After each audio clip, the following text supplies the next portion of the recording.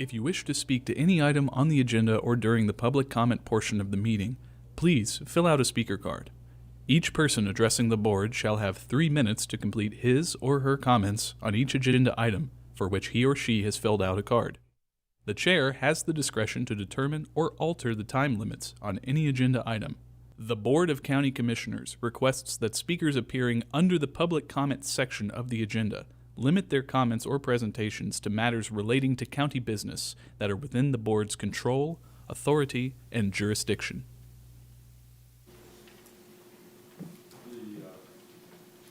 The invocation will be delivered by Reverend Emily Wasser.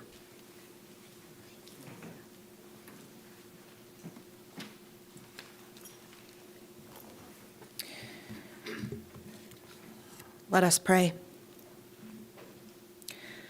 O Lord and Creator, by your holy prophet, you taught your ancient people to seek the welfare of the cities in which they lived. With this in mind, we commend our neighborhood to your care on this day. We commend it with the hope that we might be a good place for all who live here, that it might be kept free from social strife and decay.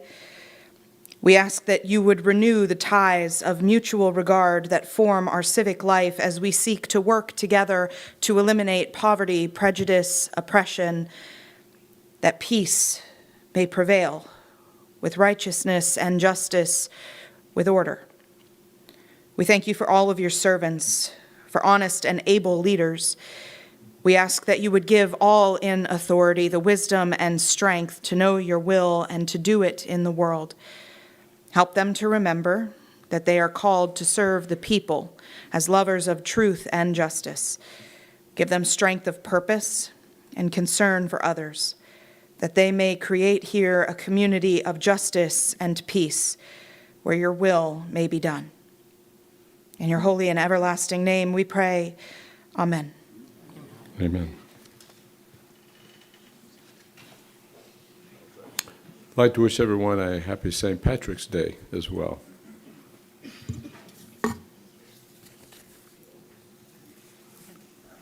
Okay, please stand for the pledge. Commissioner Atkinson will lead us. The flag of the United States of America, to the republic which stands one nation under God, indivisible, with liberty and justice for all.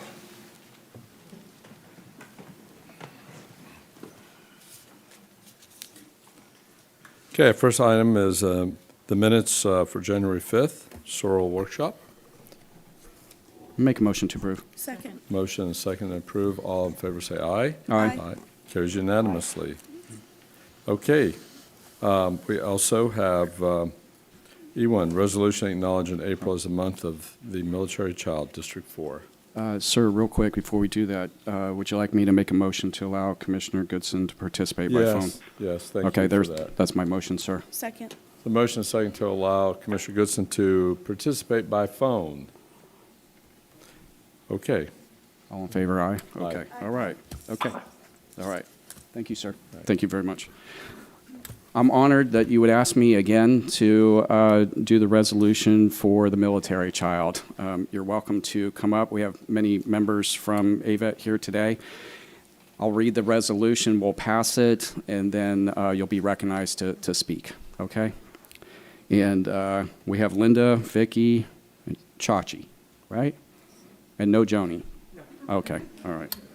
You have to be oh, okay. Well, sorry to hear that. All right. April, the month of the military child. Whereas AVET Project, Inc., an all-volunteer 501c3 nonprofit organization, is asking you to join us nationally to include state and local governments, schools, military service organizations, companies, and private citizens in recognizing and applauding the daily sacrifices and courage the military child has to overcome by celebrating April, the month of the military child, which is a part of former Defense Secretary Caspar Weinberger's legacy through the Department of Defense's commemoration in 1986.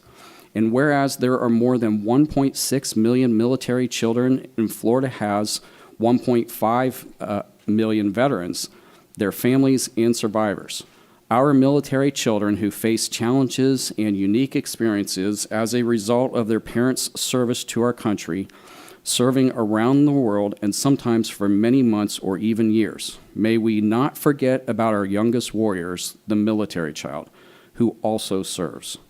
Remember to recognize the hardships they face. Americans everywhere should find ways to support the military child. And whereas the military child plays an important role to our country, not only dealing with uncertainty and concern for their parents, they take on many family responsibilities working as a team while their loved one is serving our country away or at home. And whereas, on average, military families are on the move every 2 to 3 years, moving from one station to another, which often includes out of state or even out of country. This is not always easy going from school to school, not to mention making new friends while saying goodbye to old ones. Far too often, birthdays, holidays, important life milestones are celebrated via a phone call. Whereas we encourage schools to plan special events honoring military children, and that administrators and principals incorporate this month's themes into their everyday duties, events, and responsibilities. These efforts will reinforce the importance of providing children with quality services and support to help them succeed in the mobile military lifestyle. And whereas the month of the military child provides an opportunity for every American to show our appreciation and gratitude to our youngest warriors, the military child who also serves. Donate, volunteer, do something to show support. One way to celebrate the military child is by wearing the color purple for the month of April. Purple highlights all branches of service. Now, therefore, be it resolved that AVET Project hereby proclaims we must all honor April as the month of the military child. We ask the people of the United States to honor military children everywhere with appropriate ceremonies and activities. Done, ordered, and adopted in regular session the 17th day of March 2026. And with that, Mr. Chair, I'll make a motion. Second. Second, any discussion? All those in favor? Yes, go ahead. I would just like to say, from a mom of 3 military kids, thank you guys so much for what you do. Okay, well, all right. And you're welcome to address the board. And all those in favor say aye. Oh, Aye. Sorry. Okay, very good. Good morning, Commissioners. Good morning, everyone. On behalf of AVET Project and all the brave men and women we serve, we want to say thank you so much for this proclamation, which recognizes the sacrifices of our military children as their parents fight for this great nation. As a military child myself, and then a veteran, and now a proud parent of a veteran, I can tell you firsthand and testify that the sacrifice never ends. It continues. In 1986, Secretary of Defense Caspar Weinberger declared April as the month of the military child, and this proclamation here today is proof that Weinberger's legacy continues. Once again, on behalf of AVET Project and all the veterans here in Brevard County, we would like to say thank you, and on behalf of all the military children as well. Thank you so much. I have a resolution for you. Yes, all. sir. Okay.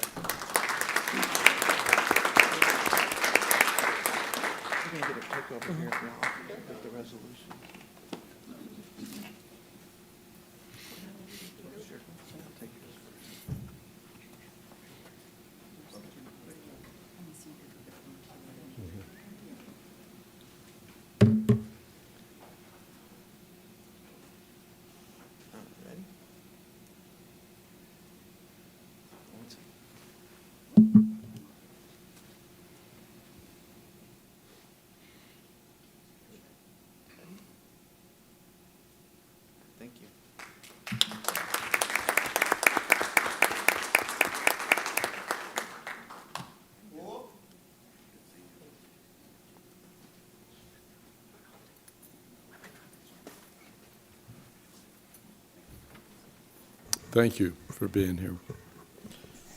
Next item, item F, consent agenda, and the entire consent agenda will be passed in one motion, which includes everything under the paragraph F, unless someone wishes to pull something off, and then we'll have discussion and vote. Yeah. I would like to Commissioner Delaney? pull F4, F6, and F10, please. F4, F6, F10. Okay. All right. Is there a motion for the consent agenda with the exception of F4, 6, and 10? So moved. Motion second. All in favor, say aye. Aye. Motion carries. Okay. F4.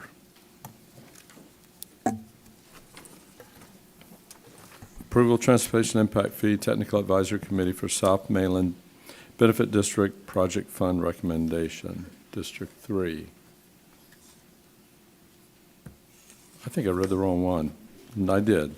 Approval Amendment Contract for Excella, Inc. to include Permit Hub Digital Plan Room. Thank you.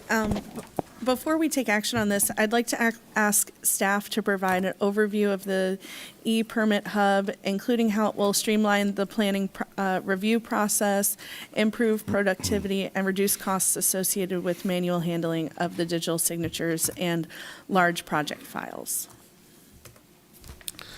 Good morning, Board. Yeah, this is a request to amend the existing Excella contract that the Board authorized in 2024, which was to upgrade and modernize the county's implementation of Excella. This request is now to include ePermit Hub in that software, which Excella has acquired in the interim between when the board approved the contract in 2024 and now. This would use 100% building permitting fee revenue, so no general fund allocation is necessary. There is also no associated fee increase necessary or anything like that. This will be done with the existing budget. The same was true of the underlying contract. So essentially, time is of the essence to all parties in the permitting world. And also accuracy is essential. And it's staff's judgment that this software, this plug-in to our software, would vastly help on both of those fronts. And ultimately, the county controls through Excel over 3 million records. We deal with 33,000 records annually, new records annually. And by record, I don't mean a single document. That's 33,000 different records as in a number, overall record number in Excella. So it's kind of the backbone of the Brevard County development as far as our processes and things like that. So we believe that it will help us truly modernize our platform and be a benefit for the public who wants their projects done as quickly as possible and as accurately as possible, the builders who are in the same place, and our staff who, we want to spend as much time substantive building code rather than technical things like checking signatures. This will allow them to spend their time on the things that are most impactful to everybody. Thank you. And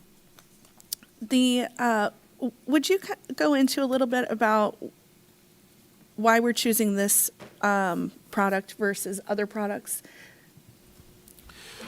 Well, we had initially looked at a few different plan review softwares pre-Excella acquiring ePermit Hub. The other competitors we looked at, for a couple different reasons, we didn't look at them as superior to this product. First, they didn't integrate into Excella, if at all, nearly as well.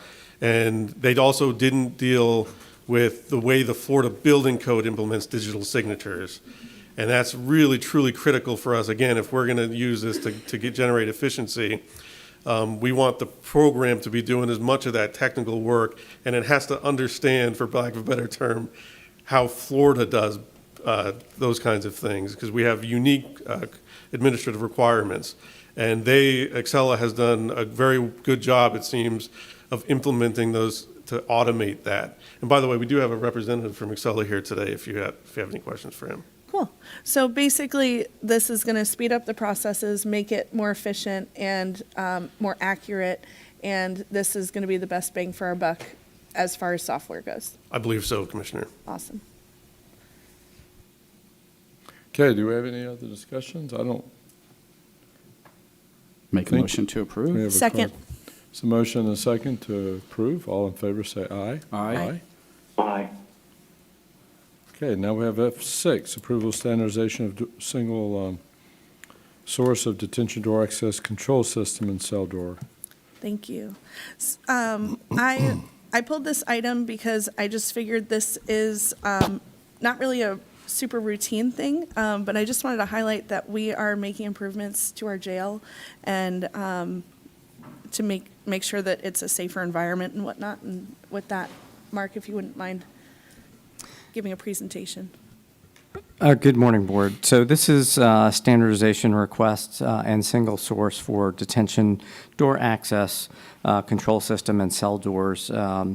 Under a previous contract, we did approximately 290 plus doors. These are high security doors that go back to a nerve center so that this way the Sheriff's Department at remote locations can control, open, and close them. And so both the nerve center as well as the doors are owned by MTI Control Systems and MTS, which is Montgomery Technology Systems, is a subsidiary, and so they have a proprietary system. So it is in our best interest to standardize this as the system for the jail and then be able to do a change order to the contract. Thank you. And with that, I'd like to make a motion to approve. I'll second. Motion second, all in favor, say aye. Aye. Motion carries.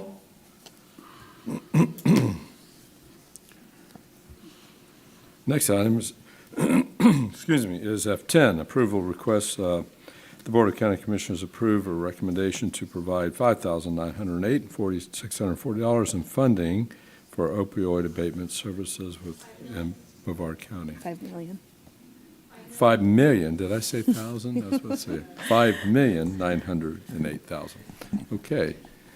All right. We do have cards, but let's go ahead and discuss the item first, then we'll hear the cards. Thank you. I pulled this item from the consent agenda to provide a little bit more transparency before the board takes action on this item. I know that this is a significant amount of money, and I just figured that it's a great thing. We're putting resources out there to help this serious need that we got through settlement funds, and I just wanted to make sure that we talked about it so that people know that this is happening and that the settlement money is moving and it's going towards organizations that are going to go and help with opioid addiction. And with that, Juanita. Good morning, Commissioners.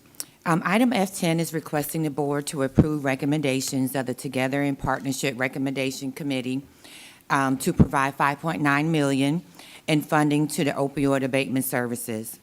Purchasing Services released the Opioid Misuse Abatement Funding Request, or RFA. Housing and Purchasing held a mandatory pre-proposal meeting.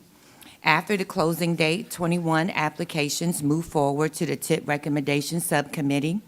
On November 21st, the TIP Recommendation Subcommittee voted to recommend funding to the following agencies: $2 million to Circles of Care to provide jail-based medication assisted treatment for incarcerated adults with opioid use disorder to reduce opioid-related mortality, prevent overdose. 1.7 million Circles of Care also.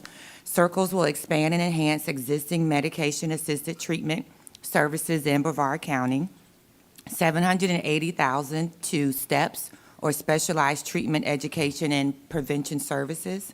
STEPS will provide access to Brevard County indigent residents to participate in a drug court program, which will address those that are incarcerated and address repeat offenders coming back. And then $785,000 in STEPS Living Room Project, which will primarily target adult indigent Brevard County residents in need of access to care. STEPS will increase access to behavioral health support by providing wraparound services and linkages to care. I haven't had my full coffee this morning. $597,000 Recovery Connection of Central Florida, or RCCF, will serve individuals seeking assistance for themselves or families related to the use of opioids and other substances, and they will focus on individuals transitioning from treatment facilities. And Chair, may I? Yes. Thank you.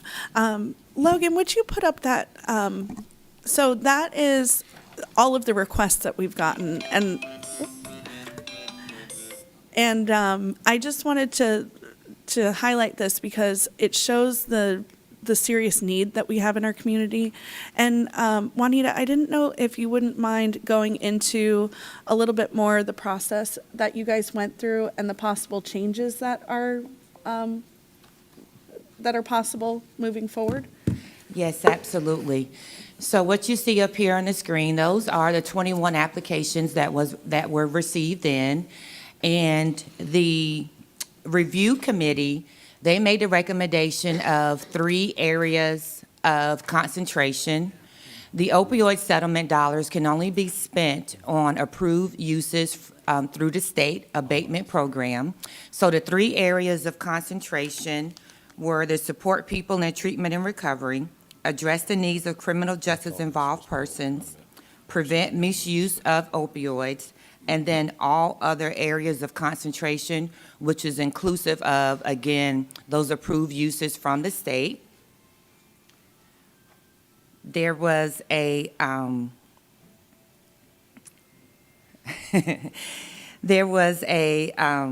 so again, after the recommendations committee put out those 4 areas, it went to the review committee, and then the review committee reviewed all 21 applications and made the recommendation of the 4 that we have before you.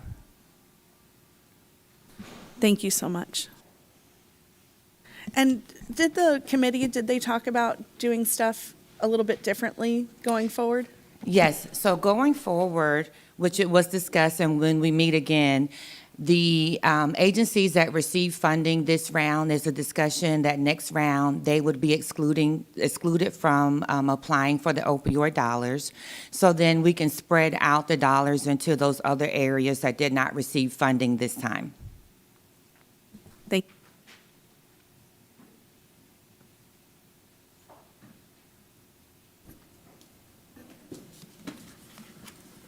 Okay. We have 3 cards, 2 for questions only. Stephen Lord of Circles of Care and Jeremy Weiss. Laura McCarthy would like to speak, I believe.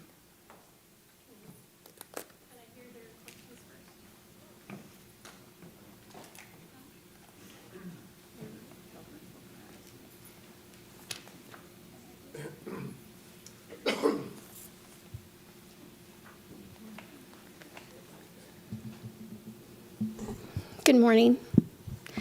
My name is Laura McCarthy, and in 2023, the President of the United States awarded me the Lifetime Achievement Award for volunteerism for over 5,000 hours in 2023 dedicated to volunteering my services specifically to this topic of opioid misuse. I have been serving the Opioid Misuse Task Force of Brevard County since 2018. I'm an editor of one of many editors of the original abatement plan that sat before the county, that was done as a gift to the county by our organization, because it was truly originally designed by state statute to be developed by the county. I'm also the founder of the Brevard Recovery Fest, which is an action item that came out of the task force in 2021, whose mission is to end the stigma of addictions and mental health in Brevard County. And we are the largest collaborative effort of providing a platform for all of our providers to showcase their services so people can survive. I have been watching this process from the beginning as a TIP member, and I am an at-large member of TIP. I would like to read the following executive summary of the events as outlined by one of our members who is unable to be here today. Brevard County issued 4 separate RFAs, RFA 52601, 02, 03, 04, each targets a distinct priority. Those priorities were listed earlier.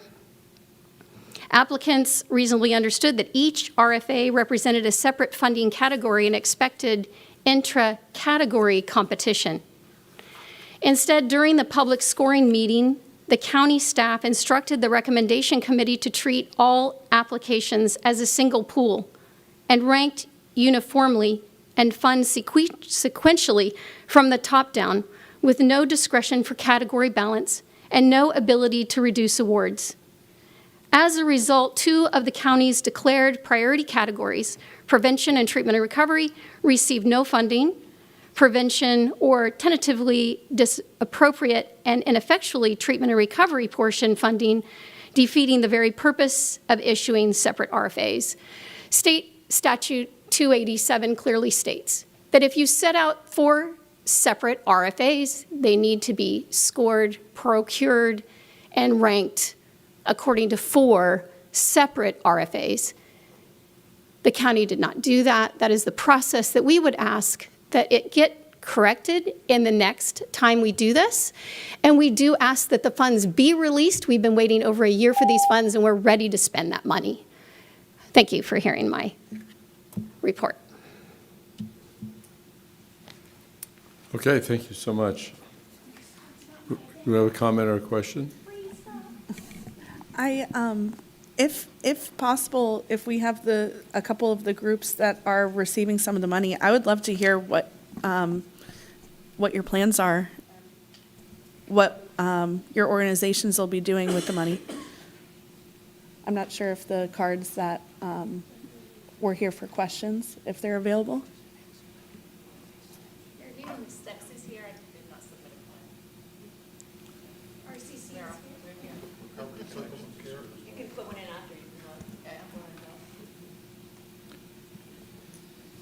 You don't have to. Only It's if you're, more to- only if you want to. Yeah. I just felt like. Otherwise, I'd like to make a motion to approve. Okay, there's a Okay. motion. Is there a second? I'll second. Okay, motion and second to approve. I just have a little bit of discussion, I'm sorry. Okay. This was not to, obviously, we want to disperse this money, and so this was not meant to be a negative something. It was meant to bring light to this and have these organizations share what they're doing for our community. So it was not meant in any negative way. So I'm surprised that we're not going to let the organizations share what good work they're about to do in our community. So that's all. Okay, all in favor, say aye. Aye. Motion carries. Okay, we did have a card on F5. Gerald Jordan had a card. Is he still here? Did you want to speak? I'm sorry, I overlooked that. Well, you approved it, so we would just like to maybe talk to the public works staff that's working it, just to see the details. You can say a few words. You filled out the card, and I got it mixed up with the public comment. Gerald Jordan, resident of Palmetto Subdivision and retired military. We would just like to maybe get a point of contact inside of the Public Works Department just to look over the details of the plan, just to make sure they align with the request that we originally gave to Tom Goodson, Commissioner Goodson at his office. So, but we are thankful that you guys did find the funding and worked out all of the issues behind this little project, because it will, we think, save a little lives. And hopefully we have a follow-on project with DOT that we can get them to change their mind on where to put that red light. So, but we appreciate you guys' help and support on that. I have a question. Sure. Mark, is that an easy answer that we could answer right now, or I can't tell where Mark is. Oh, there he is.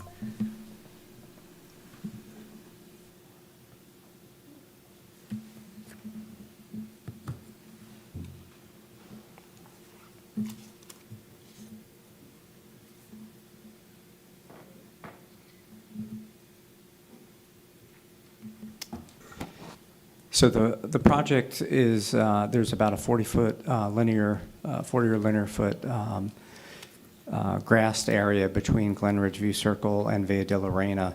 And so in discussions with the District 2 Commissioner and FDOT in preparation for the North Courtney project, we are going to be connecting that with a roadway, do the appropriate drainage. And so this will enable residents that will be precluded from making a left-hand turn on North Courtney once the divider project goes in. They'll now have a way to do that. So we've coordinated this with FDOT, and in fact, FDOT is funding the project for us to execute. Does that answer your question? That's partially, but now I know who it is. I'll talk to Mark afterwards and just talk. There's just one. We don't have a problem with the funding. We appreciate it. So we just have a little question about if we can make a left turn onto Villa de Arena. And that would call for moving the median out, which was our original request to Tom Goodson. But I don't want to stop the project because we've got some motion moving forward. So I thank you for the funding. So I'm not going to tit for tat for that little piece if that's not possible. Sir, I would encourage you to call the Florida Department of Transportation, Mr. Sheriff. You allow me just for a sec. They'll be able to better answer maybe that when it comes to medians. Okay. No, okay. I'm talking about the median located on Villa de Arena that once we do this opening at Glenridge Circle and Villa de Arena. That may be part of the whole design, part of the. And that's why I said I didn't want to road. bog down the Yeah. details here. I just wanted to get a point of contact Okay. and just go back with that with the worker bees. Okay. Thank you, sir. Okay. Appreciate it. Yes, sir. You guys have a great day. Thanks. Thank you so much. Let's have a vote on F5. I'll make a motion to approve, sir. Second. Motion and second on F5. Any discussion? All in favor say aye. Aye. Motion carries. Okay, we will proceed to item G, public comment. And we do have one card, I think? One card for public comment. Rick Heffelfinger. Heffelfinger. Rick Heffelfinger, 2000 Juniper Drive, District 1. I wanted to come up, actually I was wanting to come up later on an agenda item that my commissioner has on that I have a strong passion for about getting some visibility into the cost of some of the stuff we do under consent. Because I don't know if anybody here's added it all up, but I was shocked to find there's $27,674,000 worth of decisions that you just approved or made. Some of that stuff we don't care about as taxpayers because it comes from the state. But it's also kind of nice to know what does come from the state and where these things come from.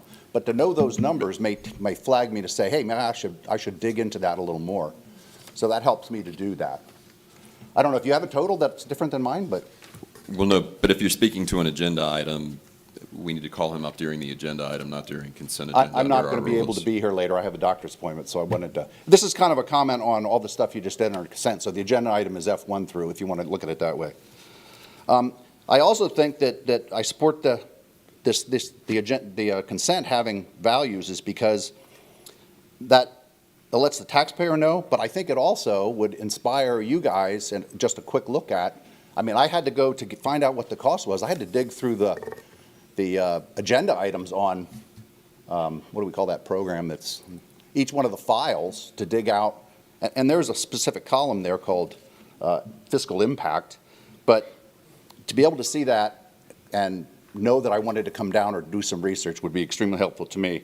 And I think it also would hopefully elicit some discussions, questions, and concerns from the board, because I saw Katie pull a few of those, and sometimes we feel like, and it does a good job to also illustrate the good things you do for the community, like the opioid thing. So I think that's nice to know that we are funding that effort. I don't know what the total of the opioid funding was, but that's a big number, and I like to see that get used. So a lot of big items. I mean, so I think it's a good idea for that item later. So I just like to state my support since I might not be here for that. Thank you very much.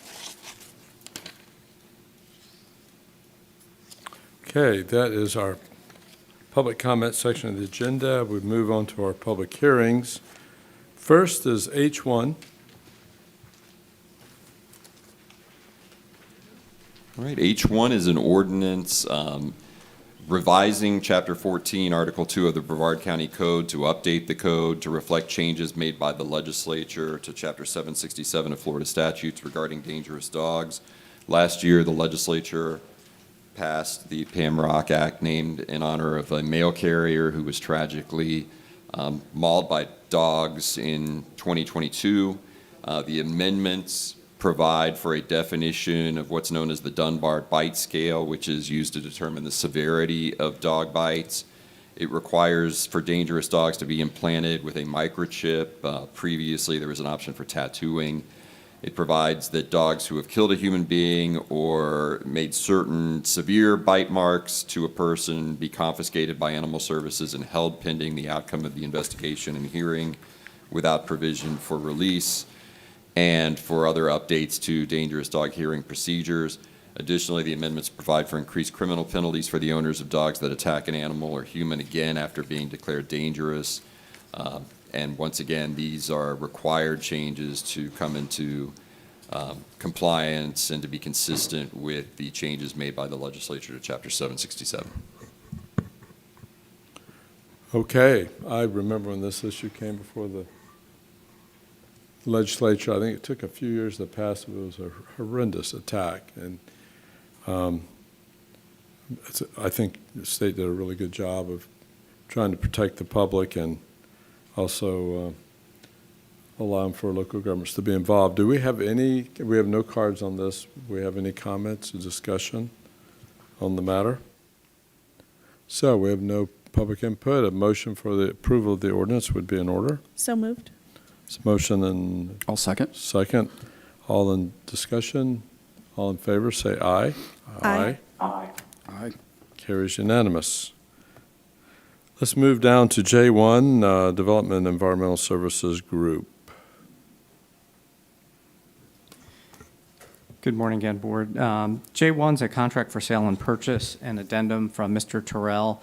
This is for the wastewater treatment plant down off of Miko in District 3. The purchase would be $5 million for approximately for 80 acres, and this is part of a larger project for the utilities department, in which there are two other pieces of land that are contemplated or will be contemplated in subsequent actions.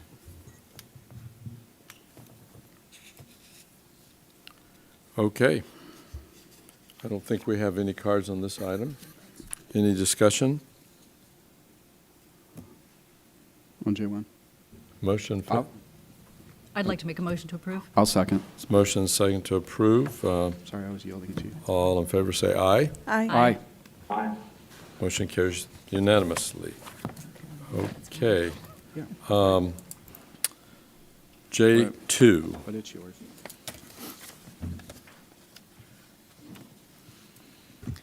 Good morning, Commissioners. Item J2 is a request for the board to provide staff direction regarding allocations of additional special district and MSTU funds that were generated when the board increased those this past year's budget cycle. The board has 4 options for each funding source. Pull that mic a little closer. The board has 4 options for each funding source. Option 1 would allow for the projects that were cut in the previous year's budget cycle to be returned, as well as some additional projects that had been identified by the department.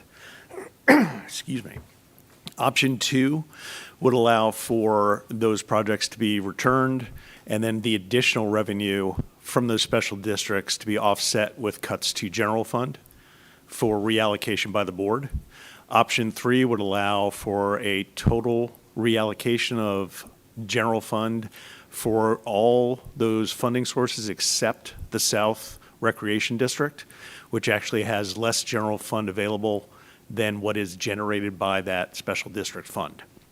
So the board would also have to allocate approximately $1.6 million in that option 3 for the South Brevard Special Recreation District. And then option 4 would be any other direction that the board provides.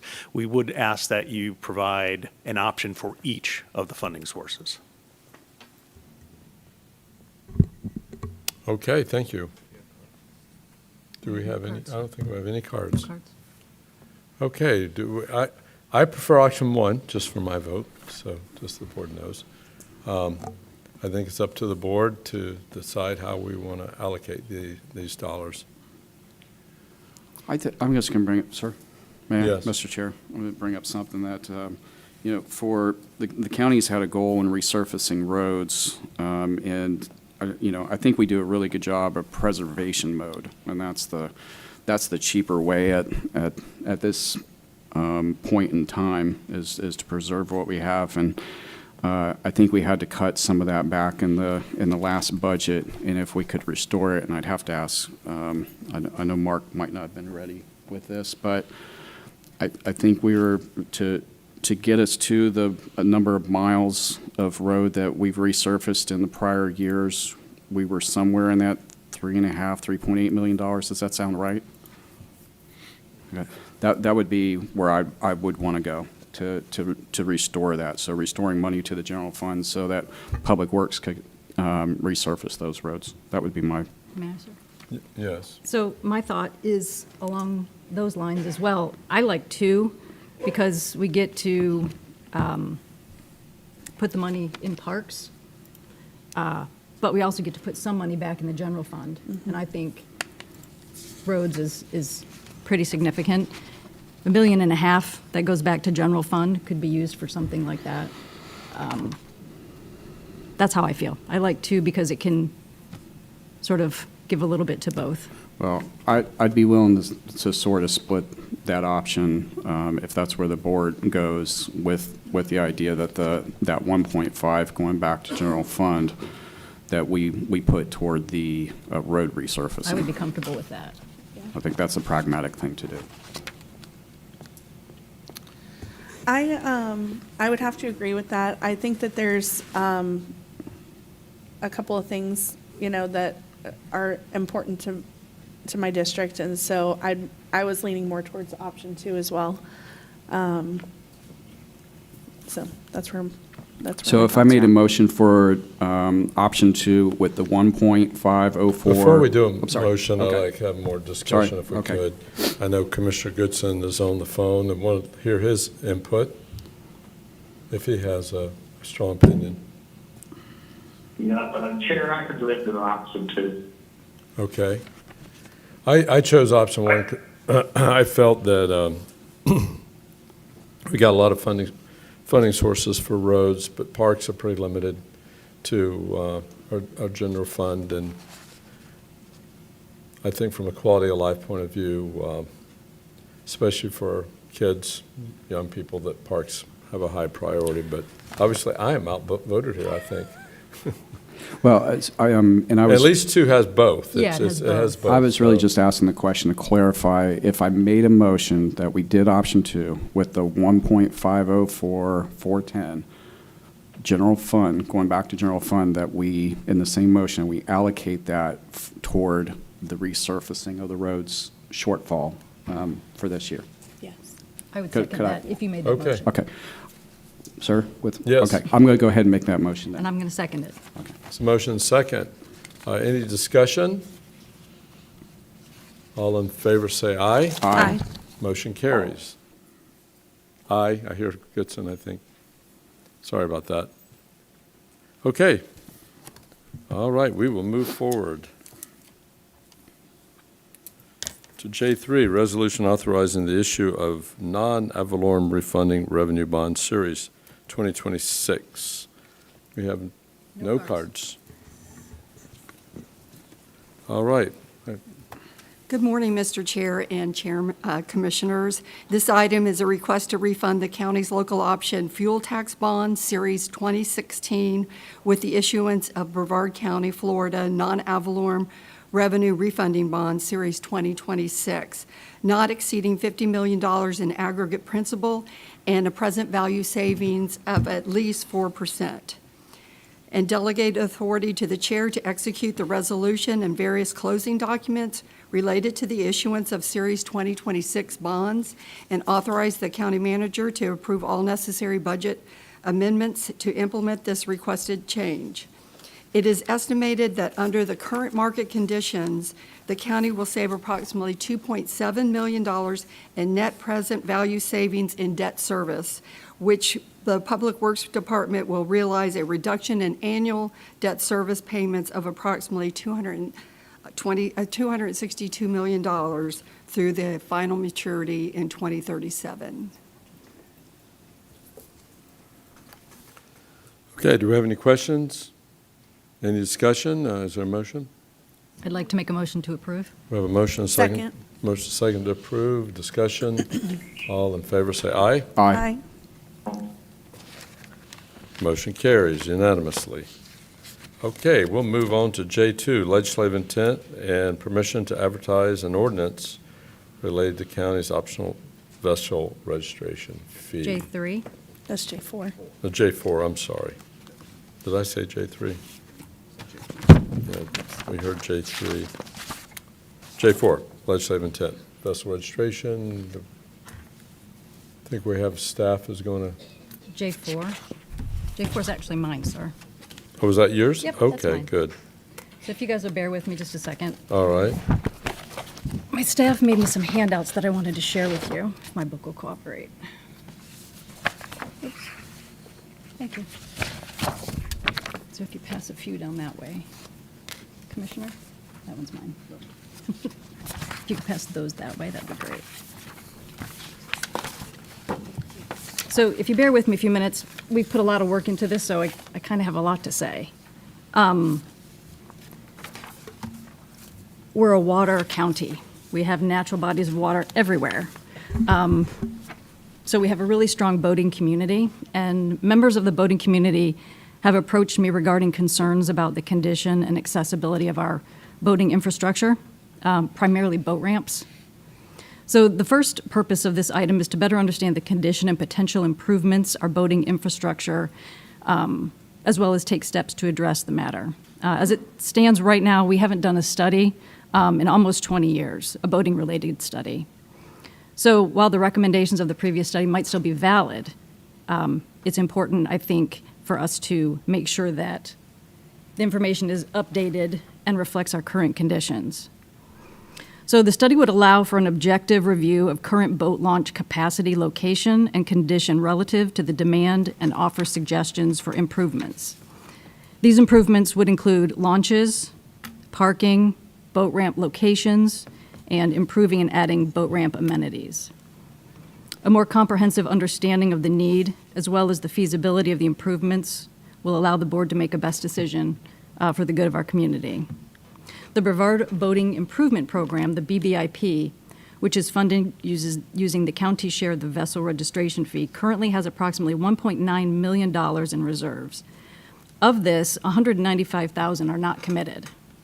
Some of these funds could be used to pay for the study, as long as the study is limited to the following things: providing, maintaining, or operating recreational channel marking and other uniform waterway markers, public boat ramps, lifts, and hoists, marine railways, boat piers, docks, mooring buoys, and other public launch facilities, removing derelict vessels and debris that specifically impedes boat access, not including dredging, and removing vessels and floating structures deemed a hazard to public safety and health. The second component of this item is legislative intent and permission to advertise an ordinance imposing the optional county vessel registration fee. There's no reason to do the study or figure out the problems and identify the solutions if we can't pay to fix it. Pursuant to FSS 328.66, this fee can be utilized for the patrol, regulation, and maintenance of lakes, rivers, waters, and for other boating-related projects located within the county. If imposed, this fee is estimated to generate over $466,000 annually that could be added to the approximate $166,000 the BBIP currently receives. This will be recurring funds. This fee is added directly to the annual vessel registration cost and varies depending on the vessel class. The annual fee increase ranges from $2.75 for vessels that are less than 12 feet to $94 for vessels that are over 110 feet. If you look at your chart, you see that the largest class of boaters that we have over 19,000 between 16 and 26 feet. Their fee would increase by $14.38 per year. The county would receive $13.38 because the first dollar of the optional county fee goes to the Save the Manatee Fund. This increase will not affect those people who currently are exempt from the registration fee. So once the results of the study are available and the Parks Advisory Boards and Marine Advisory Council have had an opportunity to form their recommendations, the boating community will be able to review the benefits and voice their opinion on these user fees. From the conversations that I've had, the general consensus is that the fee is acceptable if it means access to water and enjoying their boats will improve. So that's my explanation. I have a question. Yes. I too have heard of people coming to me saying that, you know, they'd like to see some improvements in some of our boat launch areas and whatnot. So I think that this is definitely a good idea, and I appreciate you bringing this forward. I had a question about the study, and is that something that we are required, that our staff could do, or do we have to go for a consultant for that? Maybe Jim is the right person to ask. I would for say that. Jim is probably the right person to ask about that. Based off of what I've done previously, I think you would want to get a consultant. It's just the staff time to get it all done, and you want a neutral party handling it, so. And what, Jim, around what do you think a consultant would cost for a study like this? It might, I just lost Ian. I think our discussion was 50, 60,000, and we have money in the boating, the BBIP, the Boating Improvement Program, to be able to pay for that study. And it's an eligible expense out of those funds. And do we know about how long that study will take? That I don't know. I'm sure 6-9 months, that's a bit of a swag, but yeah. I would hate it to be that long. Yeah. Yeah, I know. So that I don't have the answer. That's why I'm swagging it for you. Yeah. Probably a good idea, though, because what's the old adage? Measure twice, cut once. And I commend the commissioner for bringing this up. It's fascinating, and I'm interested. We only have 5 vessels over 110 feet. I know. I was surprised. I would have thought that we'd have had more. Yeah. So I understand. So this graph. Yep. It is interesting. So I'm going to look at the vessels over 100 feet. That's interesting. There's only 5. So the current fee registration is $193. Am I reading that correct? Yes, they can get a discount if they have met certain things like equipment on their boat. I don't exactly understand it. So Okay. they would either be without the discount, $193, And with this discount would be, $144.40. and then the additional county optional fee would be $94. Exactly. Okay, good. Yep. Okay. I'm sorry, is that one of your boats? Do you have an option? Okay, no. Are you one of the 5? I avoid boats. In fact, I went and took a tour of a cruise ship just so I can say that I've done it. Yeah. So I do have a question for staff, though, if I could, Mr. Chair. I don't understand that we need to do a study for this or should do a study for this, but we didn't do that for stormwater. I voted against stormwater, so I'm Honestly, I don't have an answer for you, but it's 2 different funding sources, 2 different sets of regulations would probably be the difference there. I think in prior years, when the board has increased stormwater fees, there was a corresponding study. We've had, there's an existing study for stormwater fees. Okay. Well, I appreciate what you're trying to do, but I'm not going to be there today, so thanks.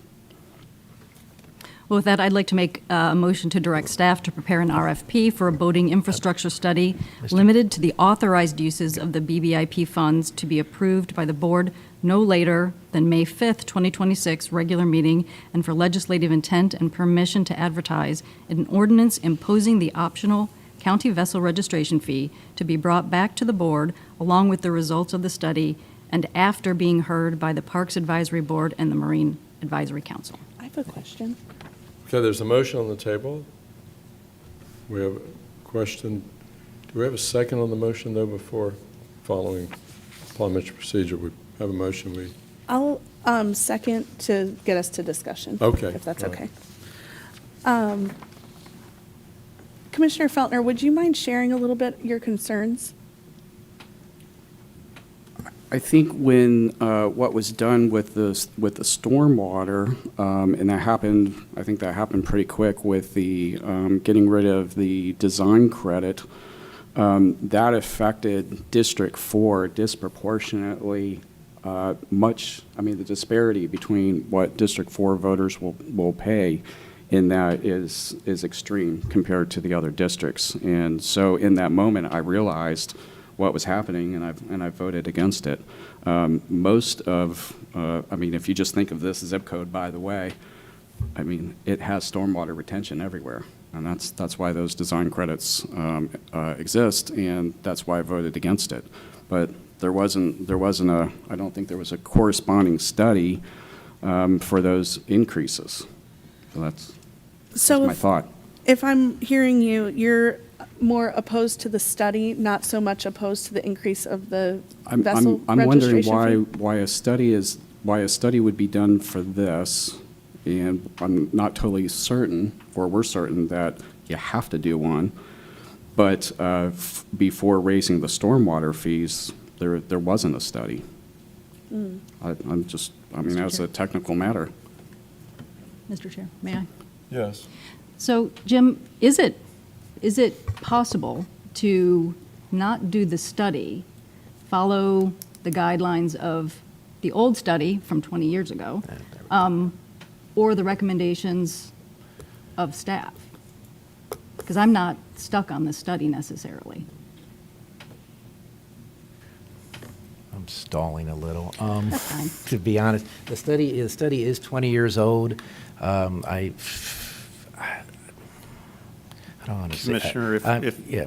if I may, like Jim said, the study is quite old.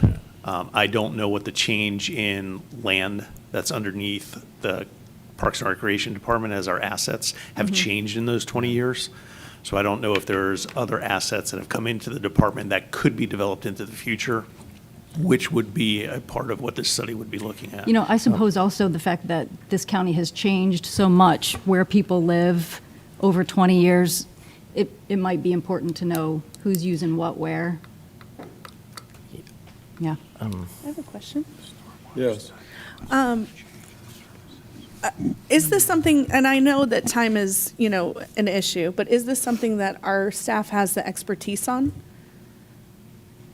So we could potentially Between natural look at resources and all usage the others. rates. A lot of it will be anecdotal. We can look at the current inventory, but again, some of the engineering, we don't do in-house. A lot of those design type questions, we go out and we have, engineering firms that do that for us.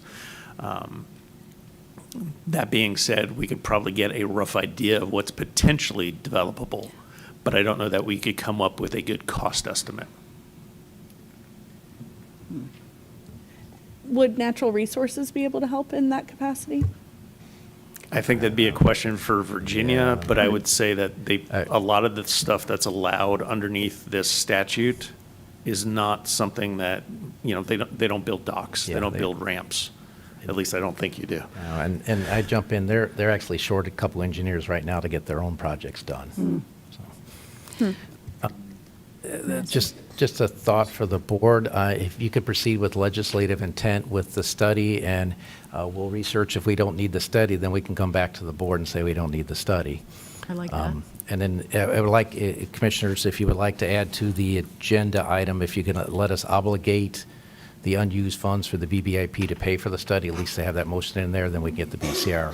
But we'll research and come back if the board agrees to it. If we don't need the study, then we'll bring back and tell you we don't need the study. I could be in favor of that. Yep. Does anybody want to help me put that motion together with all of those bits and pieces? My recommendation, you're fine legislative intent that you had with the study, and if we don't need the study, we as staff will bring that back to you to let you know that it's not needed. Because I'm no I'd like to attorney, but the amend my legislative motion to- intent should cover that. Okay, I'd like to amend my motion to include county manager's suggestion. Second. Okay, there's a motion and a second. Any discussion? All those in favor say aye. Aye. Opposed? Nay. Nay, we have one negative. Commissioner Feltner.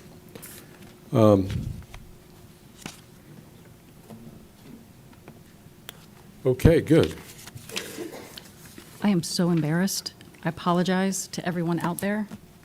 Nope, sorry, this is J5, we're still good. I'm not in trouble yet. Oh, we didn't have any cards? No, we did Okay. not. Okay, we have item J5, Speak Up Brevard 2026 Citizen Efficiency and Effectiveness Recommendations, Submitter Presentation. Now, I have a question, more of a technical question.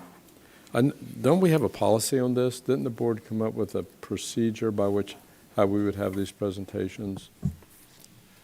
The board took action at a prior meeting to state that the board would schedule a time certain to receive the CEERs and presentations from citizens, give citizens 5 minutes for each presentation, and decline to schedule a workshop to hear separately from the citizens on these CEERs. So that's the board's procedure, and have we selected the meeting date yet? I know it was going to be in May. Do we know which? The meeting date, well, it's in May. It's in May, probably it's either the first or second meeting. So we'll be done with. We'll have the reports back to the board. The deadline is 90 days. Is May 1st. We'll have it before then. And that's consistent with the charter and the board's adopted policy that we receive the CEERs, staff prepares analysis and recommendations on those. Then the board hears them and has to act on each CEER at a board meeting. So have we done that? Have we? Staff, we're currently going through all the CEER responses. So we're working on those. If I could chime in, the reason why I brought this forward was because I don't feel comfortable hearing from the citizens and in that moment having to make a off-the-cuff decision. And, you know, of course, if it's something that's an emergency, we have to do that. But I don't feel that this is an emergency. And frankly, if this was against the rules, I would have thought Morris or Jim would have said something. And, you know, between the briefings, between the conversations we have, between all of these different things, and all these people showed up here today. We have all these cards. And to not hear this item, it just would be such a disservice to the public, in my opinion. Yes. So I just want to make sure I understand. If presenters do come up and present to us, we can't do, well, we can only consider what they've written in the CEER, which is currently being looked at by staff. So no matter what they might say here, it doesn't affect or change what they've written. Is that accurate? That's what the charter Correct. provides and what the policy provides. Okay. Isn't it though that's the staff recommendations can only respond based on what's written? Not, the board can make any decision we want based on whatever we want. Well, the board has to take an action on the formal written recommendation that's submitted. The charter compels that. But it does not disclude the comments that commenters make. Morris, how long is the charter language? Could you read that to us so we know exactly? Because unlike a lot of this is something that's set forth in charter, the process by which we follow. The Board of County Commissioners shall develop procedures that will provide a mechanism for an individual or an organized group of individuals to submit a formal written recommendation for the enhancement of the effectiveness and efficiency of county government to the County Commission on an annual basis. The County Commission's procedures shall include the following provisions: an annual filing date. The written recommendation shall be reviewed by the County Commission, and following the review, the County Commission shall vote to either accept the recommendation with revisions, or reject the recommendation. And the County Commission's final vote and consideration of the recommendation shall occur no later than 120 days after receipt of the written recommendation. And then the board has adopted a policy implementing those requirements. But the board can always act on citizen requests that they make during public comment or through commission offices, but this process was enacted specifically to provide a formal written recommendation mechanism and for the board to take action on those written recommendations. So we have a procedure by which the board has established that we follow. This is something over and beyond the procedure that we have. I'm going to turn to the board whether we want to change our process and hear these recommendations. And in fact, we'll be hearing them twice. We would hear them now, and then we would have the staff go through the written procedures by which, and then they would make recommendations, and I assume we'd have to hear them again under the charter. The policy allows, and under sunshine, they would be allowed to comment at the meeting, the board considers it, but this board specifically decided very recently that you would receive presentations from the citizens at that meeting in May, Right. and that you would provide a time certain for that. May I, sir? Yes. Commissioner Atkinson? So I apologize to all the people who came here thinking that you would present to us, but I'd like to make a motion to table this to the May 5th meeting at 6 p.m., and where everybody's going to get 5 minutes to actually do their presentation. That's my motion. I'll second it. There's a motion and a second. Discussion. And I think I might add to that, it would be in a scheduled item on the agenda, and we'd have the benefit of reading the recommendations as well as the technical review from staff, so we'd be in a much better position to make a decision. And it's not like we hear them and then, boom, we have to make, we will see these well ahead of schedule. And be prepared to ask questions. Yeah. Can I ask? I do have a technical question, though, just in general, but go ahead. No, I have a technical question Okay. also. Do we have to vote at that meeting when the presentations happen, or could we have the presentations at the first meeting and we vote on the items at the second meeting? If there's a concern that there's not enough time in that moment when people are presenting, with enough time to think about it before a commissioner votes? Is it to be voted at that same meeting? You as the can, as president? long as it happens within 120 days under the charter. And you would probably want to make clear at the first meeting that you've closed the comment portion of the meeting so that you don't, by having a second meeting, then have the same presentations again. I'm not opposed to that if that makes better for you the amount of time between the presentation to the time that you're voting. I think we're going to have the information and the staff comments and everything by that meeting where they have the time certain come, speak on their item. So I feel like I will be ready at that time, but if that's the pleasure of the board to vote at a separate time, I'm open to that too. I think same day is not. Gee. I think that if it's, if it's the same day, it really doesn't matter, that piece of it. The thing for me is that I really feel passionate that these these presentations are made visible and public, and like I've said before, when I was advocating for the workshop, some people are more are better communicators when they have an opportunity to speak versus writing something down. And so I was just trying to make this program as accessible and open to the public as possible, which is what the intention was. And nowhere in the charter does it say only, and that we can't expand upon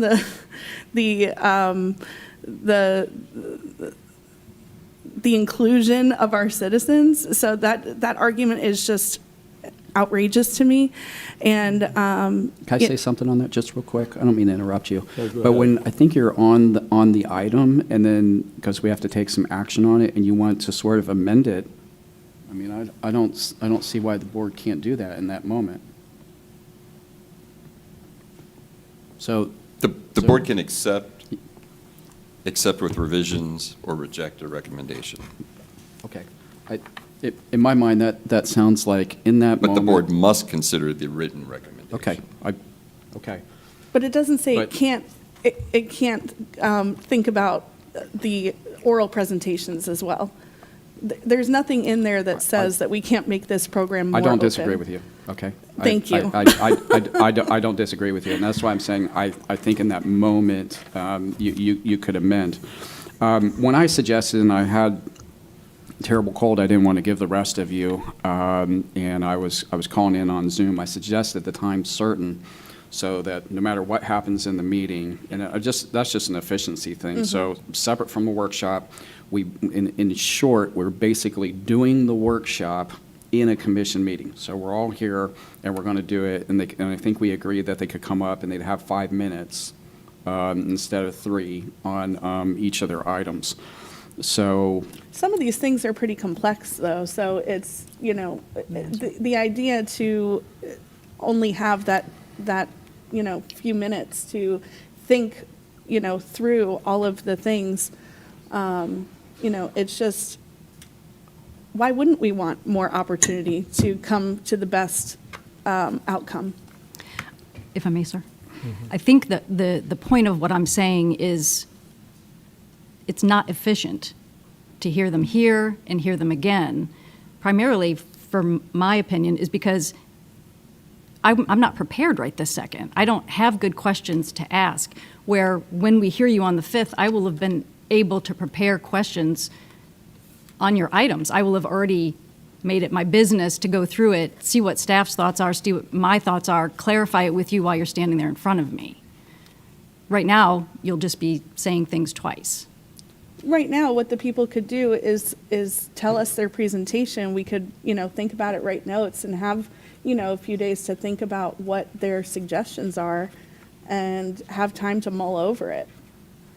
It's not, we're not Well, I think another issue. voting on anything with this. This is just for us to get a better idea of what the citizens are asking of us. I think another issue is that we as a body had a lot of deliberation and discussion about this and developed a very specific procedure, and this flies in the face of that. The question I have is two technical questions.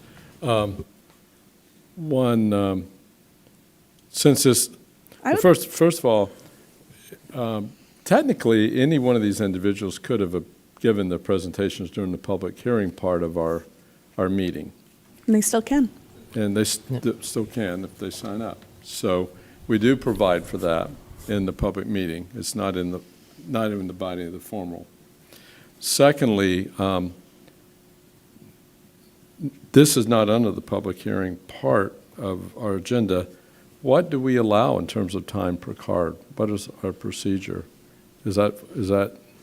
Well, this is a normal agenda item. You typically allow 3 minutes per card. In this case, though, that is when people speak to the proposal that's on the agenda. And the proposal that is on the agenda is that the board receive presentations. So people could speak during this item on whether or not the board should receive presentations, but they could only give the presentations if the board voted to give special dispensation to receive the presentations. Otherwise, they can speak during public comment about any item that's not on the agenda. I think these would have been probably more appropriate in the public. Can I ask Yes. one more technical question, sir? When they're doing presentations at our certain time and date, will they send that as a PowerPoint potentially that would go into the packet with all of the rest of the CEER information, or how does that work? They will have that ability, but that's up to them. If they wish to do a PowerPoint presentation, they have to submit it in advance of the meeting so that it can be reviewed for propriety for presentation at a live meeting and broadcast. 24 hours is the policy. 24 hours minimum. If it's 24 hours, it certainly won't be part of any packet. Okay, well, not for nothing. I mean, I think that would be beneficial for the commissioners for anyone who's doing a CEER, that they send information early. There's nothing that precludes you from doing that now. You can send things to commissioners. I like what I had suggested before, the time certain. I think that's the everyone's going to know, because I'm not sure how many people here are today versus how many people submitted a CEER. 66. There were 66 people who submitted this year. I don't know how many people. Well, I mean, CEERs. There were multiple. Years, Yeah. 40-some people, I believe. Oh, okay. 40 people submitted 66 CEERs. Okay, understood. But they're not all here today. Correct. Yeah. No. Another question I have, just technically, because we haven't talked, when we have the formal CEER presentations, How much time are we allowing for those, or do we need to set that in policy? The board previously stated that it would be 5 minutes per speaker on each CEER. Okay. Okay. In the future, if this comes up again, I would appreciate our county manager and county attorney to say something prior to a board meeting. I think this is completely inappropriate, and this is part of your job, and throwing one of your commissioners under the bus is not part of your job. So I would appreciate that in the future.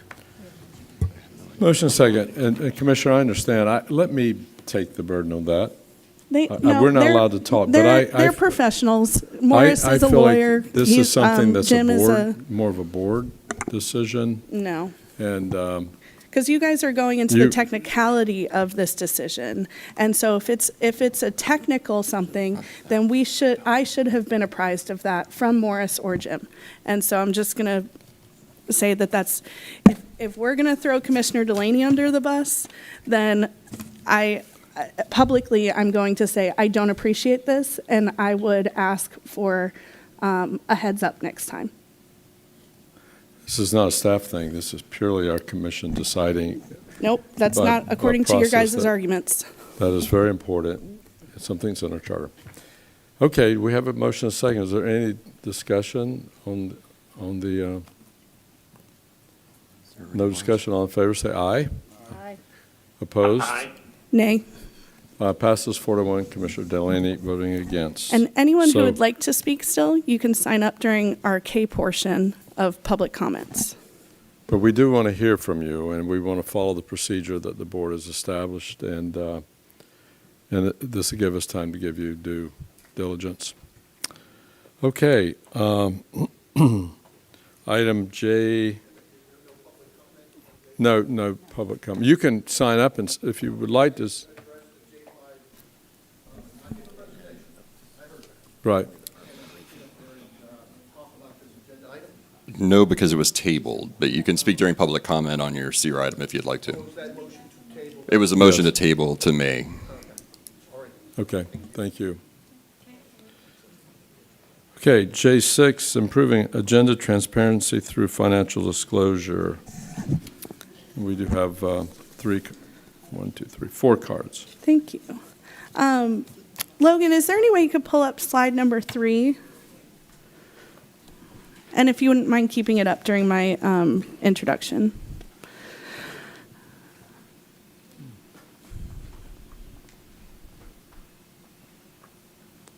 There we go.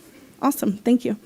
I'm bringing this item forward as a follow-up to our 2025 Citizens Efficiency and Effectiveness Recommendation, or CEER, and as part of my ongoing commitment to improve transparency in how this board conducts its business, so that residents can get more easily informed on board business. One of the concerns that residents have shared is that it can be difficult to follow how public funds are being allocated during our meetings, particularly when items are included on the consent agenda, where multiple items are approved together in a single vote, typically without much or any discussion. Currently, the dollar amounts associated with those items are not generally read aloud into the record, and they are not included in the printed agenda descriptions that citizens in the room often rely on when following the meeting. So basically, when residents come in, it could be their first meeting, they grab our agenda, and it tells them basically nothing. It just gives a short title, but besides that, you're not really informed on what business we're doing. And before we discuss the proposed changes, I'd ask staff to pull a couple short clips from nearby municipalities to show how other governments handle this. And Logan, would you mind showing the Titusville clip? City Manager. So moving on to item 8, consent. We have 8 items on the agenda. Do any members of council wish to pull any of those items for discussion? Yes, I'd like to pull 8E, the brackish water discussion. 8E. Any other items, council? Seeing none, City Manager. Sir, I'll go ahead and read 8A, Student Advisory Council scholarship policy expenditure.